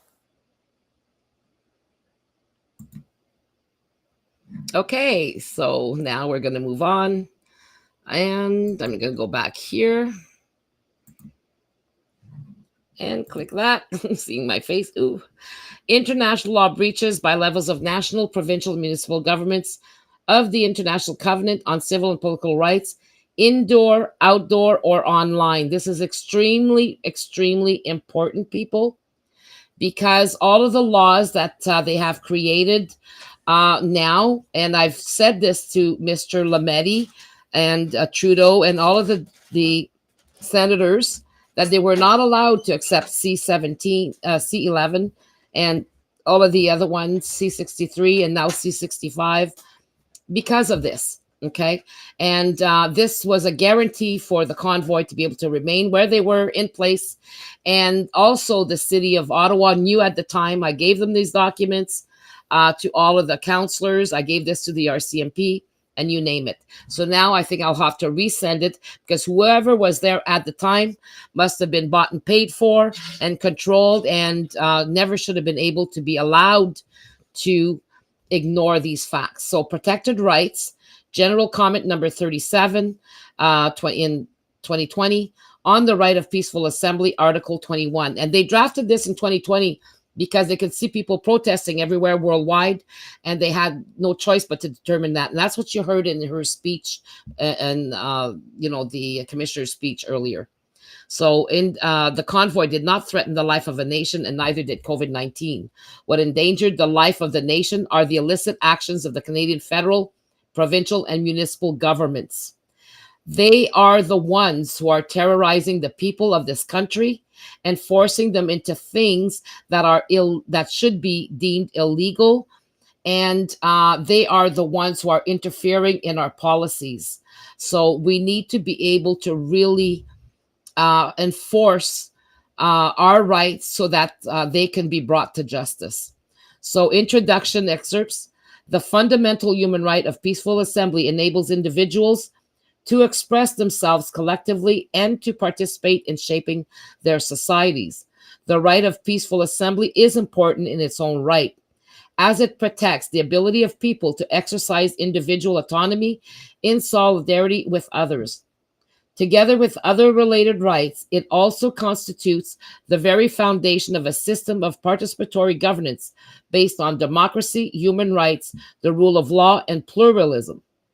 2, peaceful assemblies can play a critical role in allowing participants to advance ideas and aspirational goals in the public domain and to establish the extent of support for or opposition to those ideals and goals.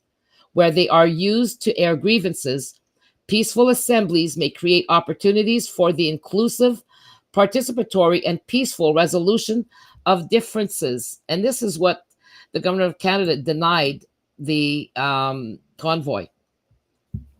So again, now number 3, the recognition of the right of peaceful assembly imposes a correspondent obligation on state parties to respect and ensure its exercise without discrimination.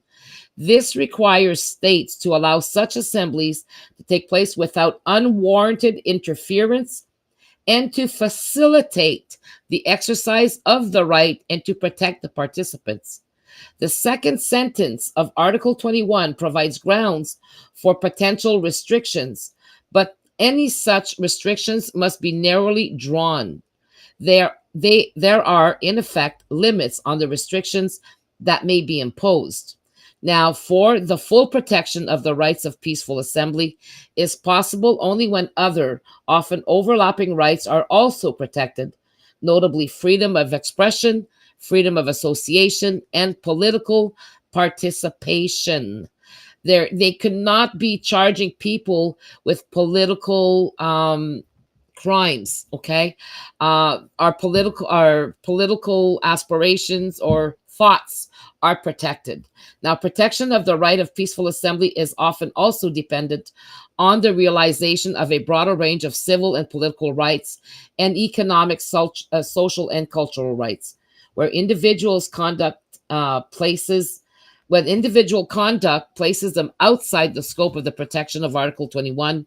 For example, because they are behaving violently, they retain their other rights under the covenant, subject to the applicable limitations and restrictions. Now, this is the actual paper itself. You'll see here. Now, when Facebook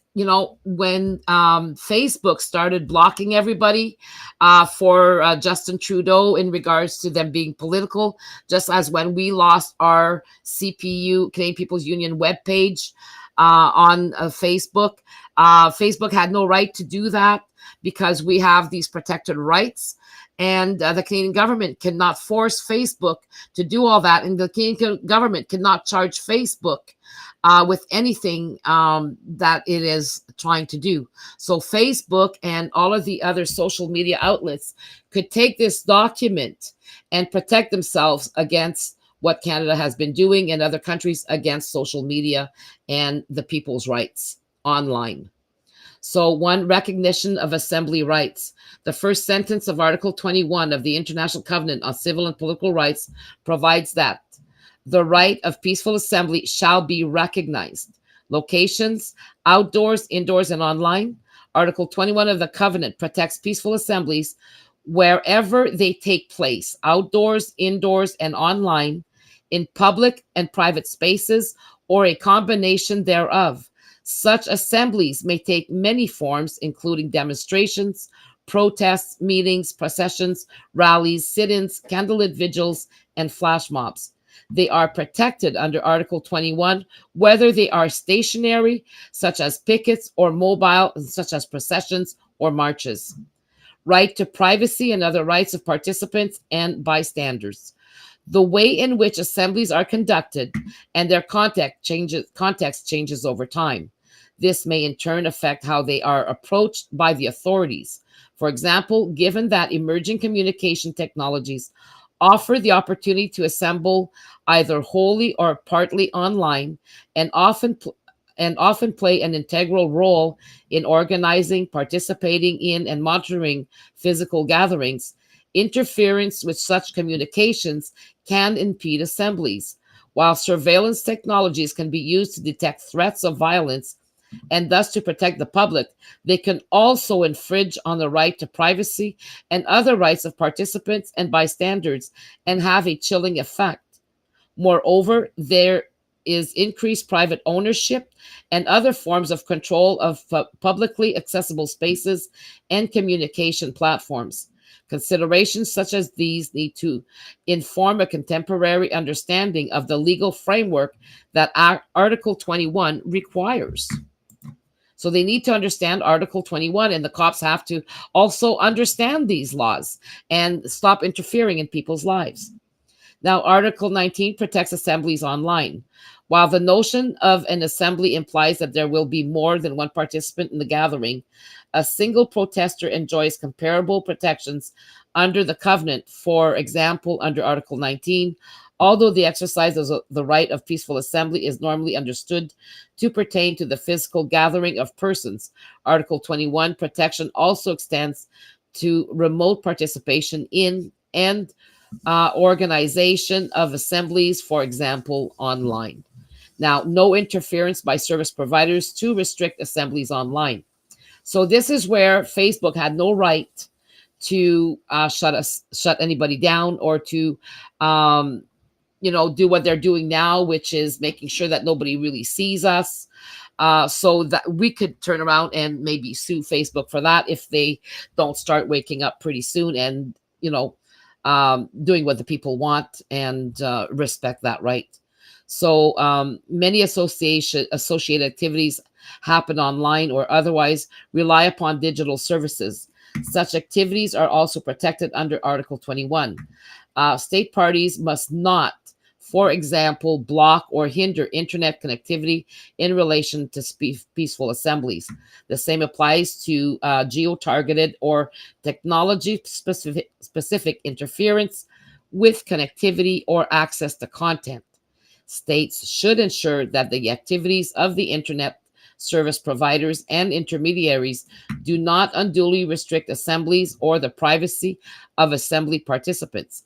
Any restrictions on the operation of information dissemination systems must conform with the tests for restrictions on freedom of expression, which are very, very limited. Okay, they very hard for them to do so. So here I want to make sure to put this back in there just as a reminder that this little clause here protects us. Everything that I'm reading to you right now is automatically included into our charter. So when they go with the charter, they need to say, hey, include the civil and political rights. Now here, expansion of international law binding agreement breaches, 1982 to August 2024 and ongoing. This is in regards to what the Canadian federal and provincial governments and municipal governments are doing against us. Now, the governments and provinces' deceptive conduct have infringed upon the international legal frameworks and trust outlined in the Vienna Convention and others such as the Statutes of Rome, impacting signatory nations, Canadians, and Indigenous peoples concerning the International Bill of Rights and other treaties Canada is legally bound to uphold, stipulated within the Charter of Rights and Freedoms, Section 52. Okay. These include the derogation of citizens' non-derogable rights during emergencies or wars ignored during the questionable pandemic. So you can see the Syracuse principles there.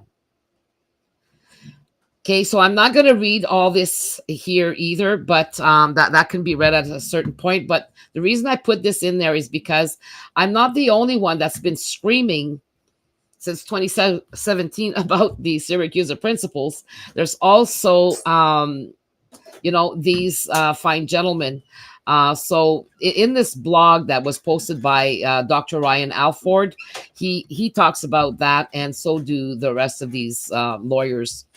So again, since the launch of the Center of Constitutional Studies, Pandemic Powers, and the Constitution blog, a number of thought-provoking posts have been penned by leading scholars in the areas of public law, health law, and constitutional law, including the contributions of professors David Deisenhouse, Paul Daly, Shuja Chandri, Amy Swiffen, and Maxime Saint-Hilaire.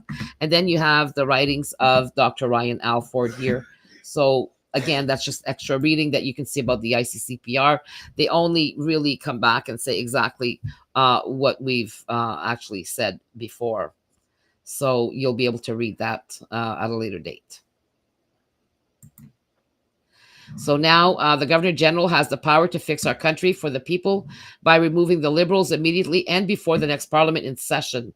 And she also has, though, to keep in mind that the NDP have also acted on a, I would say, criminal level in the corruption of supporting the Liberals in the thefts of the monies from the Canadian citizens that they took for their own selfish reasons.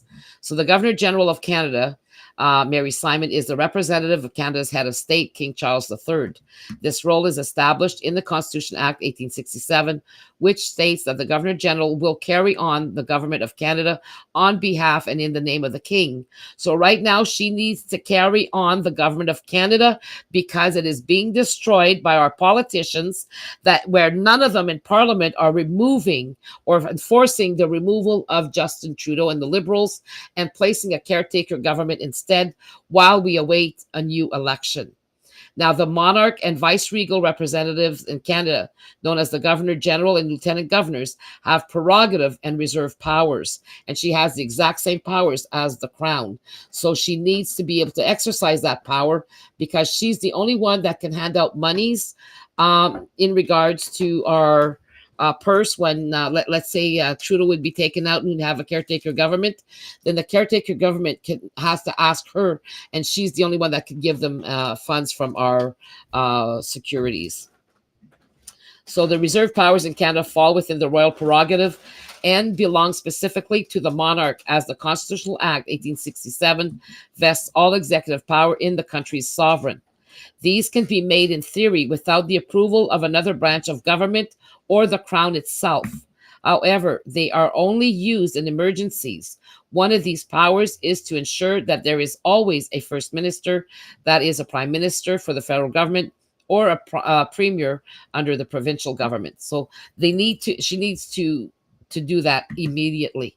And if she doesn't, and this is why we need the people to get together and force our referendum, and to force Justin Trudeau to resign, or at least even be, how can I say, the RCMP has to start really looking at pressing charges against him and make sure that he can't leave the country, and neither can Freeland and the rest of the Liberals who have participated in illegal activities against our funds and everything else and our rights. Okay, so we're not going to read this right now either. It's just about what the Governor General of Canada does. And the Governor General and responsible government, the government's version by omission. So they say that, responsible government is peace, order, and good government, the POGG. So when they talk about POGG, that's what they mean. The principle that the executive branch of government is accountable to the elected representatives in the House of Commons. Now, conventions of responsible government, Those are informal rules, conventions that require the Governor General to act in accordance with the advice of the Prime Minister, who has the support of the majority of the House of Commons. This statement, okay, and this is my statement here, this statement is not an absolute truth. The Governor General can still fire a Prime Minister even with the support of the House. See Australia, October 1975. And that's because of the letters that were found in 2020 and what transpired in 1975 when all of the constitutional lawyers thought that the Governor General of Australia did not have the right to fire the Prime Minister, and when he had the support, when he was supported by the entire House of Commons. But yes, the final rights of the Governor General is the same as the King, and because he has to protect that Constitution in our country, he can fire anybody at will. Okay, but he has to be justified, or she has to be justified. So the Governor General's role, the Governor General has the constitutional responsibility to ensure that the conventions of responsible government, POGG, are respected. That is not being respected now in Canada, and it has not been respected actually since 1982, but really, we can say that right now, with what's happening and all of the allegations, she needs to move things along. So, okay, which means almost acting on the Prime Minister's advice. So again, here is the lie. Okay, so the Governor General has a constitutional responsibility to ensure that the conventions of responsible government, POGG, are respected, which means almost always acting on the Prime Minister's advice. She doesn't have to listen to him. She doesn't have to give royal assent. She's not bound by it if she has, and she's supposed to have a lawyer there to help her, or at least the Supreme Court justices to help her make decisions when there's a non-constitutional law being drafted. If she has, she cannot be assenting to unconstitutional laws, and she has done so, and so has previous Governor Generals, and even when Chief Justice Wagner from the Supreme Court of Canada became interim Governor General, he assented to the laws that were going against our rights. And that was, again, conflict of interest for him to do so. And then again, to maybe sit, hopefully he wasn't sitting on the bench, given the fact that he was the one giving royal assent to certain of these acts and laws that were coming through. So again, you got to be very careful with what's going on. And these people, when they're put in the place of Governor General, they are supposed to be knowledgeable and to make sure that we're not being taken advantage of. And if they fail that, then they are in jeopardy of acting in a misfeasance manner. And that's not good for Canadians.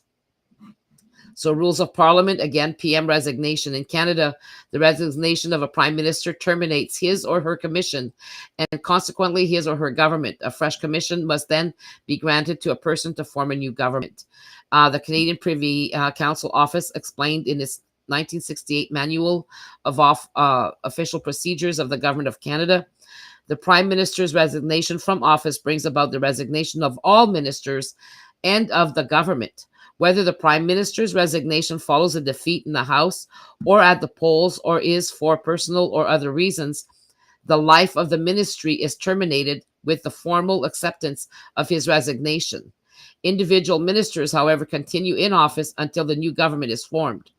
The government is identified with the Prime Minister and cannot exist without him.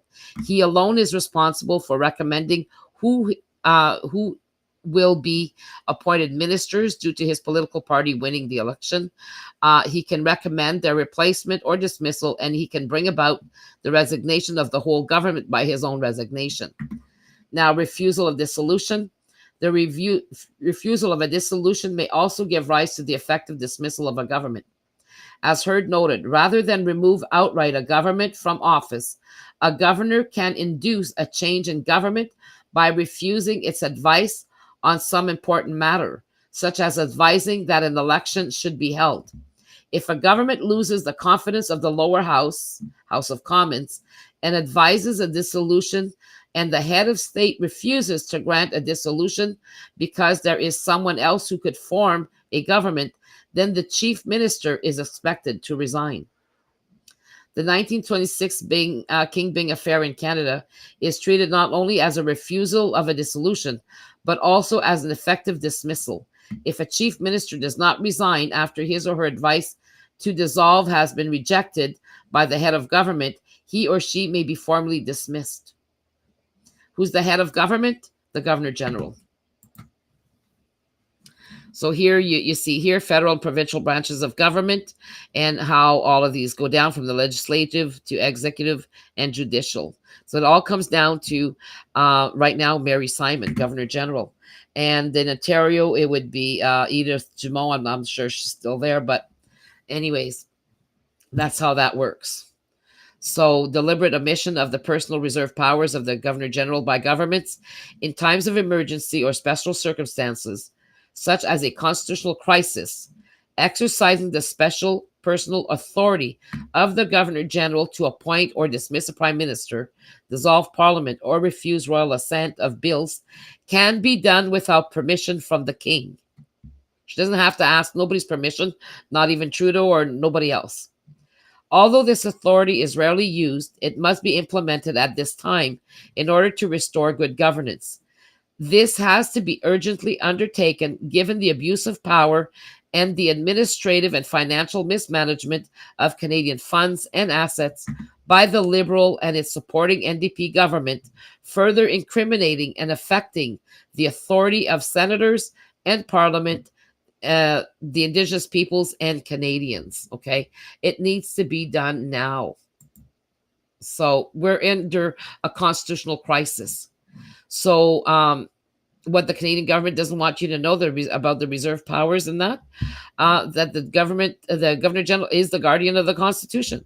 Why it matters to Canadians, Indigenous nations, federal, provincial, and municipal politicians, government legislatures, government administrators, and the courts. Power and responsibility. The reserve powers of the Crown continue to exist in Canada, exercised by vice-regals on rare but significant occasions. Their use highlight periods of constitutional uncertainties and crises when vice-regals may be called upon to make a political decision of major consequence, all in the name of defending and upholding the constitutional order of responsible government and parliamentary democracy. The 1968 Cabinet Manual of Canada states that the refusal of advice to dissolve Parliament amounts to the withdrawal of a Governor General's confidence in the Prime Minister. This is based upon the principle that the government must retain the confidence of the sovereign, hence the governor, as well as the people through Parliament. The people are fed up. So I'm just going to take a drink here. Excuse me. But the people have had it in its time. 1 second here.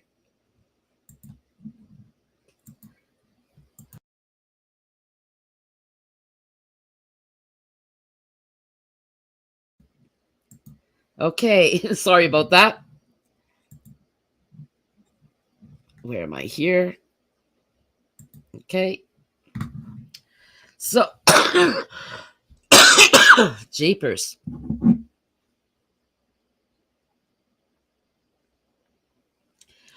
Now, peace, order, and good government, POGG, is a phrase that is used in Section 91 of the British North American Act of 1867 for responsible government, now called the Constitution Act 1867.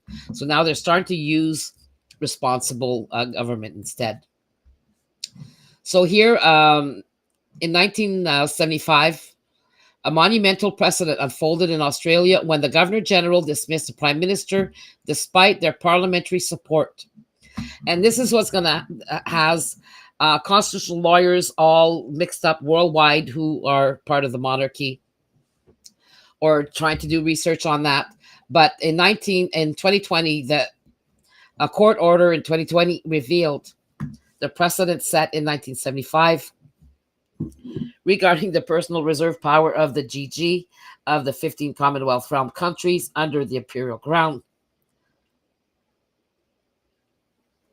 Okay, so I think I'm going to have to take a break here pretty soon. Now, in 1975, a monumental precedent unfolded in Australia when the Governor General dismissed the Prime Minister despite their parliamentary support. The Governor General claimed this action preserved good governance, though many disputed his authority to override the elected leader and dissolve the government. Nevertheless, the Governor General exercised his personal prerogative to apparently safeguard the monarchy and stability of Australian governance, according to his private letters to the Queen released in 2020. And this is the young lady that actually did the research and finally went to court and won her case and got her hands on those letters. So here again, just to give you an idea of what they kind of look like, this is it. And now we're going to move on here. And the most important part here is the fact that the Governor General knew that he did not have to ask the Queen's permission to fire the Prime Minister. And the reason for that is that the Prime Minister was starting to talk about Australia becoming a republic. So he had to protect the monarchy at all costs. And that's why he fired him. Okay. And he was protecting the monarchy and used the personal powers of the corporation soul, which is the right to protect everything and their business, really, their corporations. So this is how this was used.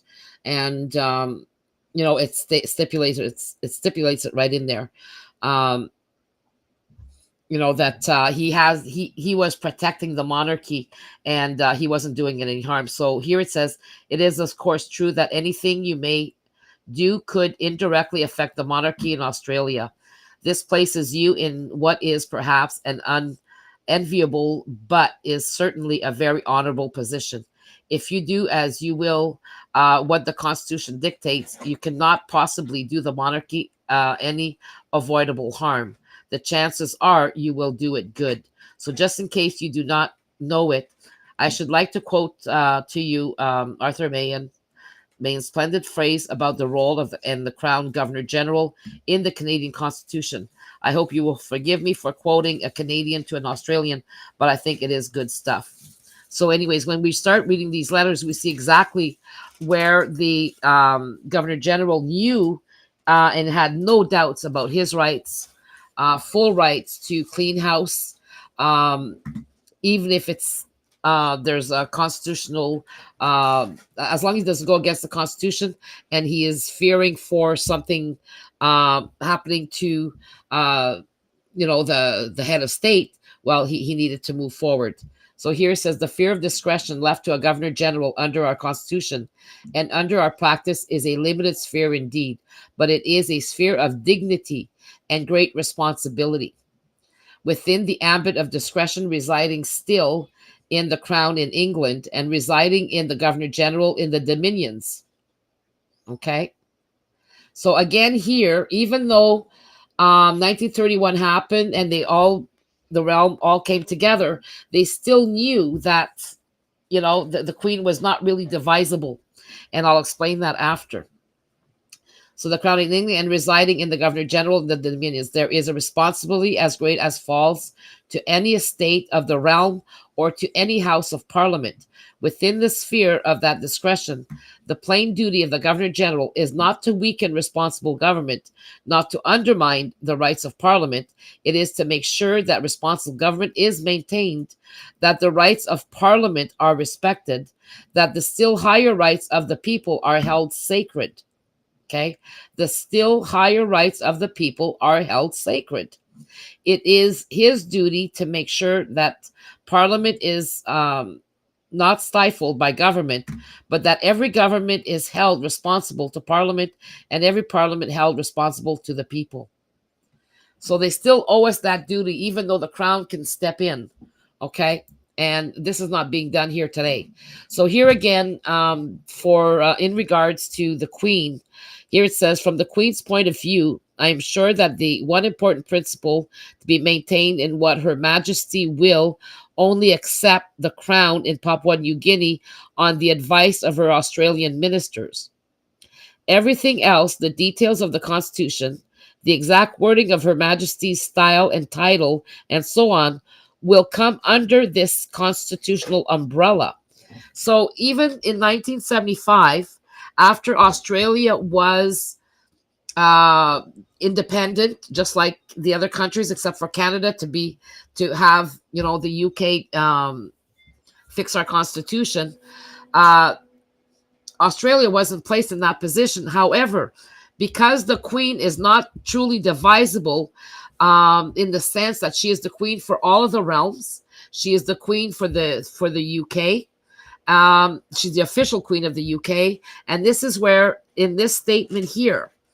Usually, because Papua New Guinea was separating from Australia, because the Queen is the Queen of Australia, she had to take the advice of the Australian government in regards to Papua New Guinea. But in regards to her style, titles, and rights, that remains the right of the UK Parliament. Okay.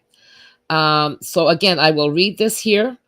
From the Queen's point of view, I am sure that the one important principle to be maintained is that Her Majesty will only accept the crown of Papua New Guinea on the advice of her Australian ministers. Everything else, the details of the Constitution, the exact wording of Her Majesty's style and title, and so on, will come under this constitutional umbrella.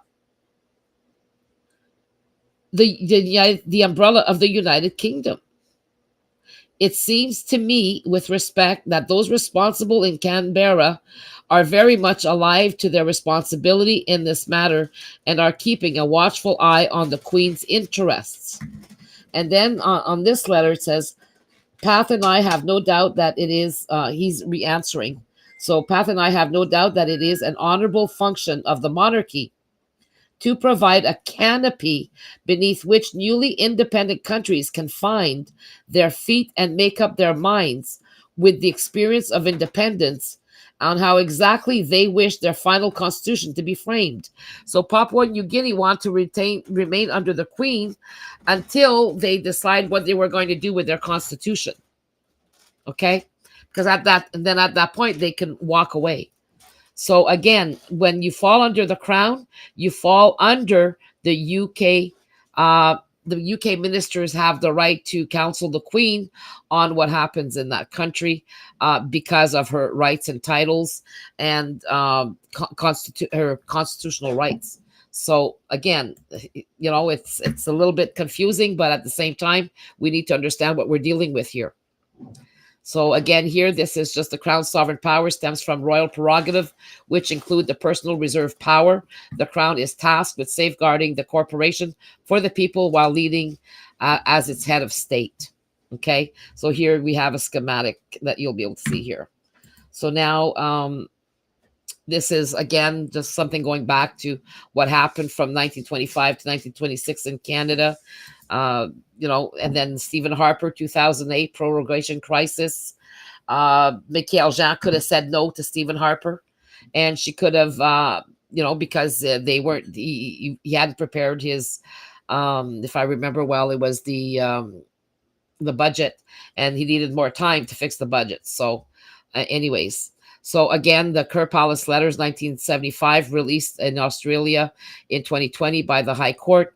All of the constitutional lawyers now will have to go and read these letters and see exactly what the rights the Governor General had in regards to the Queen's personal rights and place that all together. And this is what we had to go and look for and to see exactly, because even back then, the secretary for the Queen, excuse me, did not want to allow the people to know exactly what was going on in regards to her personal powers, because if everybody knew that the King Charles or the Queen could turn around tomorrow and take over Canada and start running it legally, even though we could kind of do a battle there, because we're being misfits and allowing our government to dishonor the crown, they could step in and do something if they legally wanted to. And because the people would find that out, they might want to get rid of the crown altogether. Okay. So here in Canada, and I don't know why it does this. Oops. I'm going to have to go back here and go back to this other one. See, this is the whole presentation here. Where am I? I clicked a little too fast. Okay. Oh, right here. Now, this one is really important. We are being ruled by law and not under the rule of law. And this has been being proven by Paul Salambier. And this means that we are under what is called a soft dictatorship by stealth. Canadian laws are not formed properly as dictated by the rule of law. They are badly written laws drafted by those, and usually lawyers at the federal, provincial, and municipal levels, who do not understand how to properly draft laws or ensure that the laws do not circumvent our legally binding Bill of Human Rights in Canada, that Canada and the UK have signed, that supersedes the Charter of Rights and Freedoms. Now, this kind of overlapped here for some reason. Now, deinstitutionalizing corruption, published in the loophole. Now, somebody mentioned earlier that Trudeau says that, oh, there's a loophole he can use. No, he's lying through his teeth. There's the only loophole that he can use is based on the lies that the government has already created in regards to the old ways of changing laws within the provincial colonized way. So no, he can't do that, and he's only lying through his teeth. Okay, so the first area involves here is the first area involves the use of subjective modifiers, like using words like reasonable or significant, and in other words, words that are incapable of any fixed meaning because they denote a quality that is inherently subjective. Because they are subjective, their assessment will vary from person to person, and the use of such term in legal rules gives officials charged with implementing those rules an opportunity to distort the application of the rules for their own purposes. So they're using words that allow them to manipulate the laws to suit the outcome they want.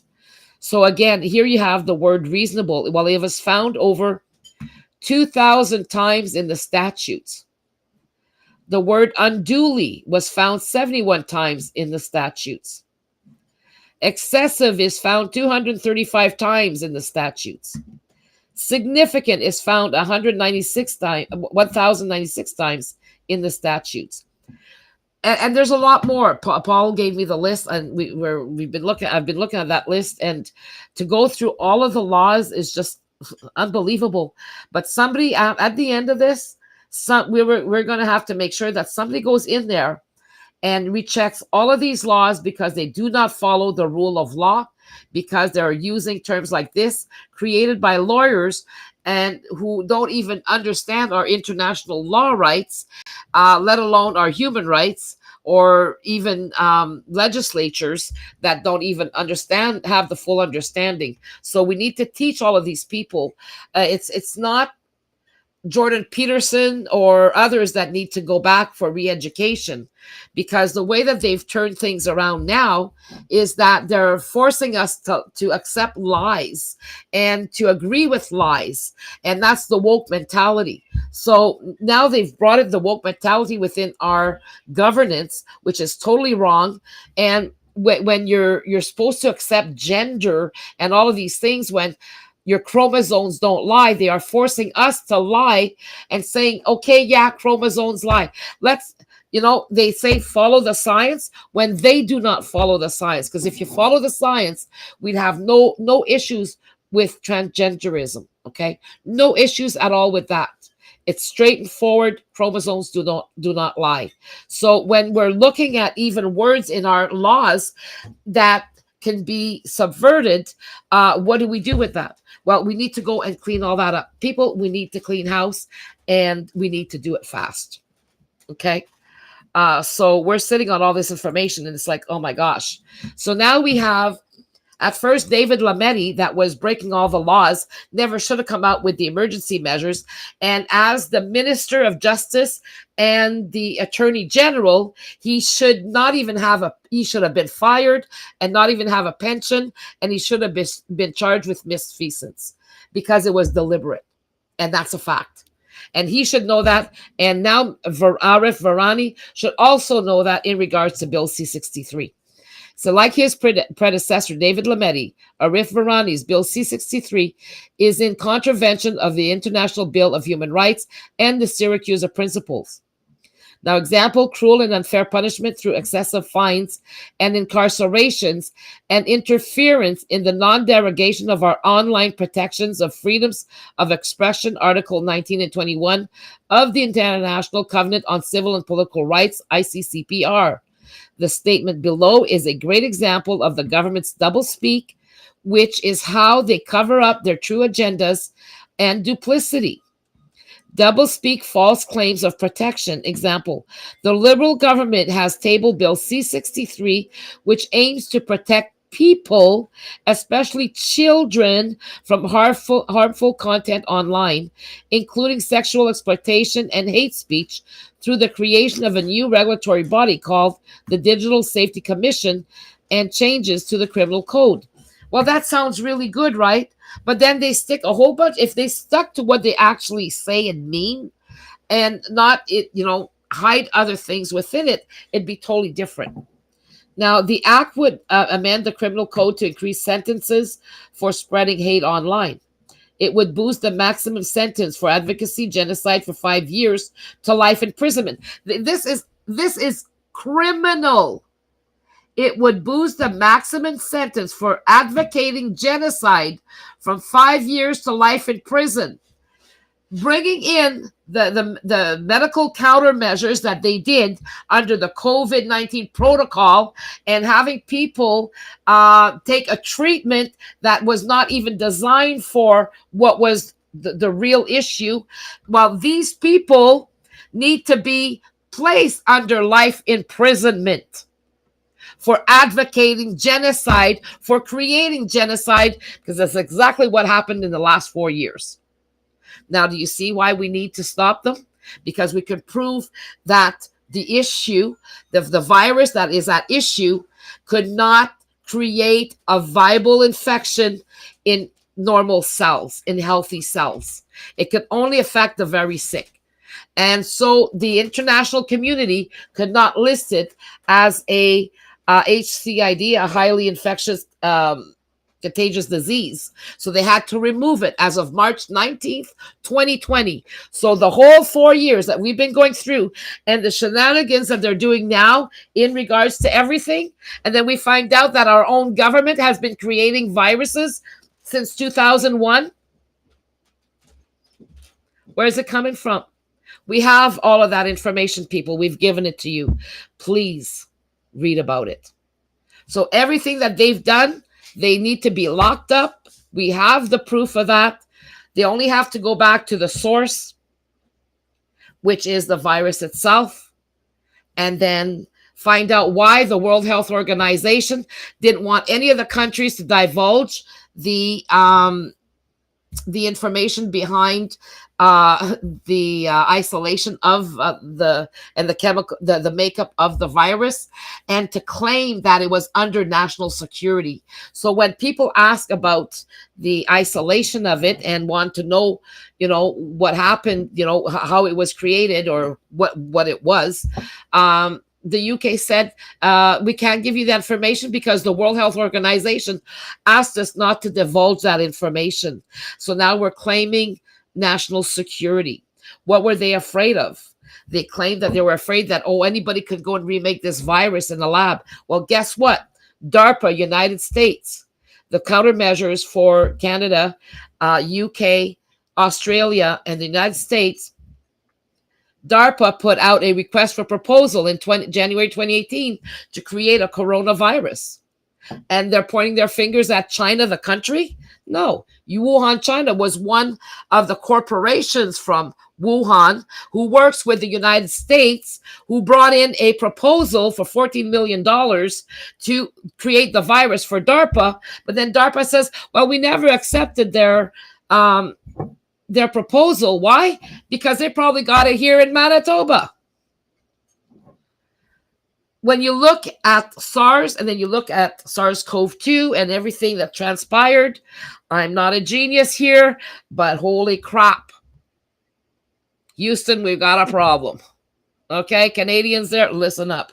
Because, again, a lot of things were done here in this country by the hands of our scientists and at the hands of our government to bring about a new transhumanist agenda in order to be able to bring about all of this fourth industrial revolution where our genome is and all genomes that exist, like even the way you live, everything you do is your DNA. So they need to do all of this data thing, and they're going to bring all this from the WEF and analyze us from our toenails to our hair and do whatever they want and use us as their petri dish and our children. So again, we're up to page 65 here. It's 12:26. I think I'm going to end it there because Mr. Varani here needs to lose his legal license, and I have no problems with that. And the University of Toronto needs to be able to check what it teaches its lawyers from on the international in regards to international courses. But anyways, things need to get done. We need to get a move on this, and we need to enforce our referendum that they stole from us since 1982, and to clean this government. We need a caretaker government in place and ordered by the Governor General ASAP, and we need to enforce that immediately and stop fooling around, because what they're trying to do now is bring in legislature to bring in a law that states that they're going to pick a certain date for an election, and then we are stuck with Trudeau up until that date. We cannot afford for them to come up with a law and to choose October 2025 as the official date of every 5-year interval for elections. We cannot allow that to come out as a law, and we need to be able to make sure that we can remove them the minute they are doing anything under corruption or unethical. So I will leave you with that. I need to get going. But we're at page 65, and I'll come back later to finish the presentation. So incompetence in the administration of governance and justice, creating division and hate. Yes, Mr. Varani, you need to step down, and you need to do it fast, and you need to drop all of those laws that you're trying to pass through government, because all of you are guilty and should be facing criminal charges. So please support the Canadian People's Union, because the Canadian People's Union and all Canadians and Indigenous nations deserve a real life, deserve a happy life, a happy future, and we need to clean up the mess that stands in our way to save our country, our natural resources, and to protect our children and our people. So this is why we are going ahead with our people's referendum. Whether the government likes it or not, legally we have the right to do it, and we are the ones who agree on how we are doing it, not the government. And the government at some point will have to start assisting us so that we can reach all Canadians. So our politicians, to all of our politicians in Parliament, to all our senators, to Justin Trudeau, Chrystia Freeland, all of yous in the provincial governments, in the municipal governments, you need to rewatch this video, learn our rights, and make sure to clean up your mess, because we're going to clean it for you. And when we clean it for you, then you'll have to suffer the consequences of your actions. The people have the right to stand up and to take their rightful place as the official owners, co-owners of the Crown of Canada. and there's nothing you can do to stop us, because anything you try to do would be criminal.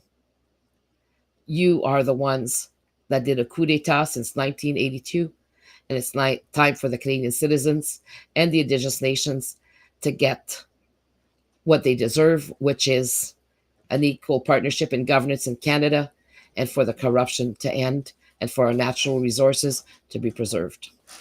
So please go to the cpu.ca. If you want to become a member of the Canadian People's Union, you have to send us an email or in our contact page asking us, because our memberships are exclusive. We are making sure that everybody is vetted who come into the CPU. And or if you know somebody that used to be a member, or you used to be a member, then we'll add you on there. But if you know any of our members, they can send you an email and they'll get you a link to where you can sign up. And we're going to do another section for our referendum, where people can sign up to that section as well, to create the communication there. So by Monday, everything should be settled. Hopefully it'll be done by tomorrow afternoon, but by Sunday, well, tomorrow is Sunday, but Monday everything should be ready and to get going.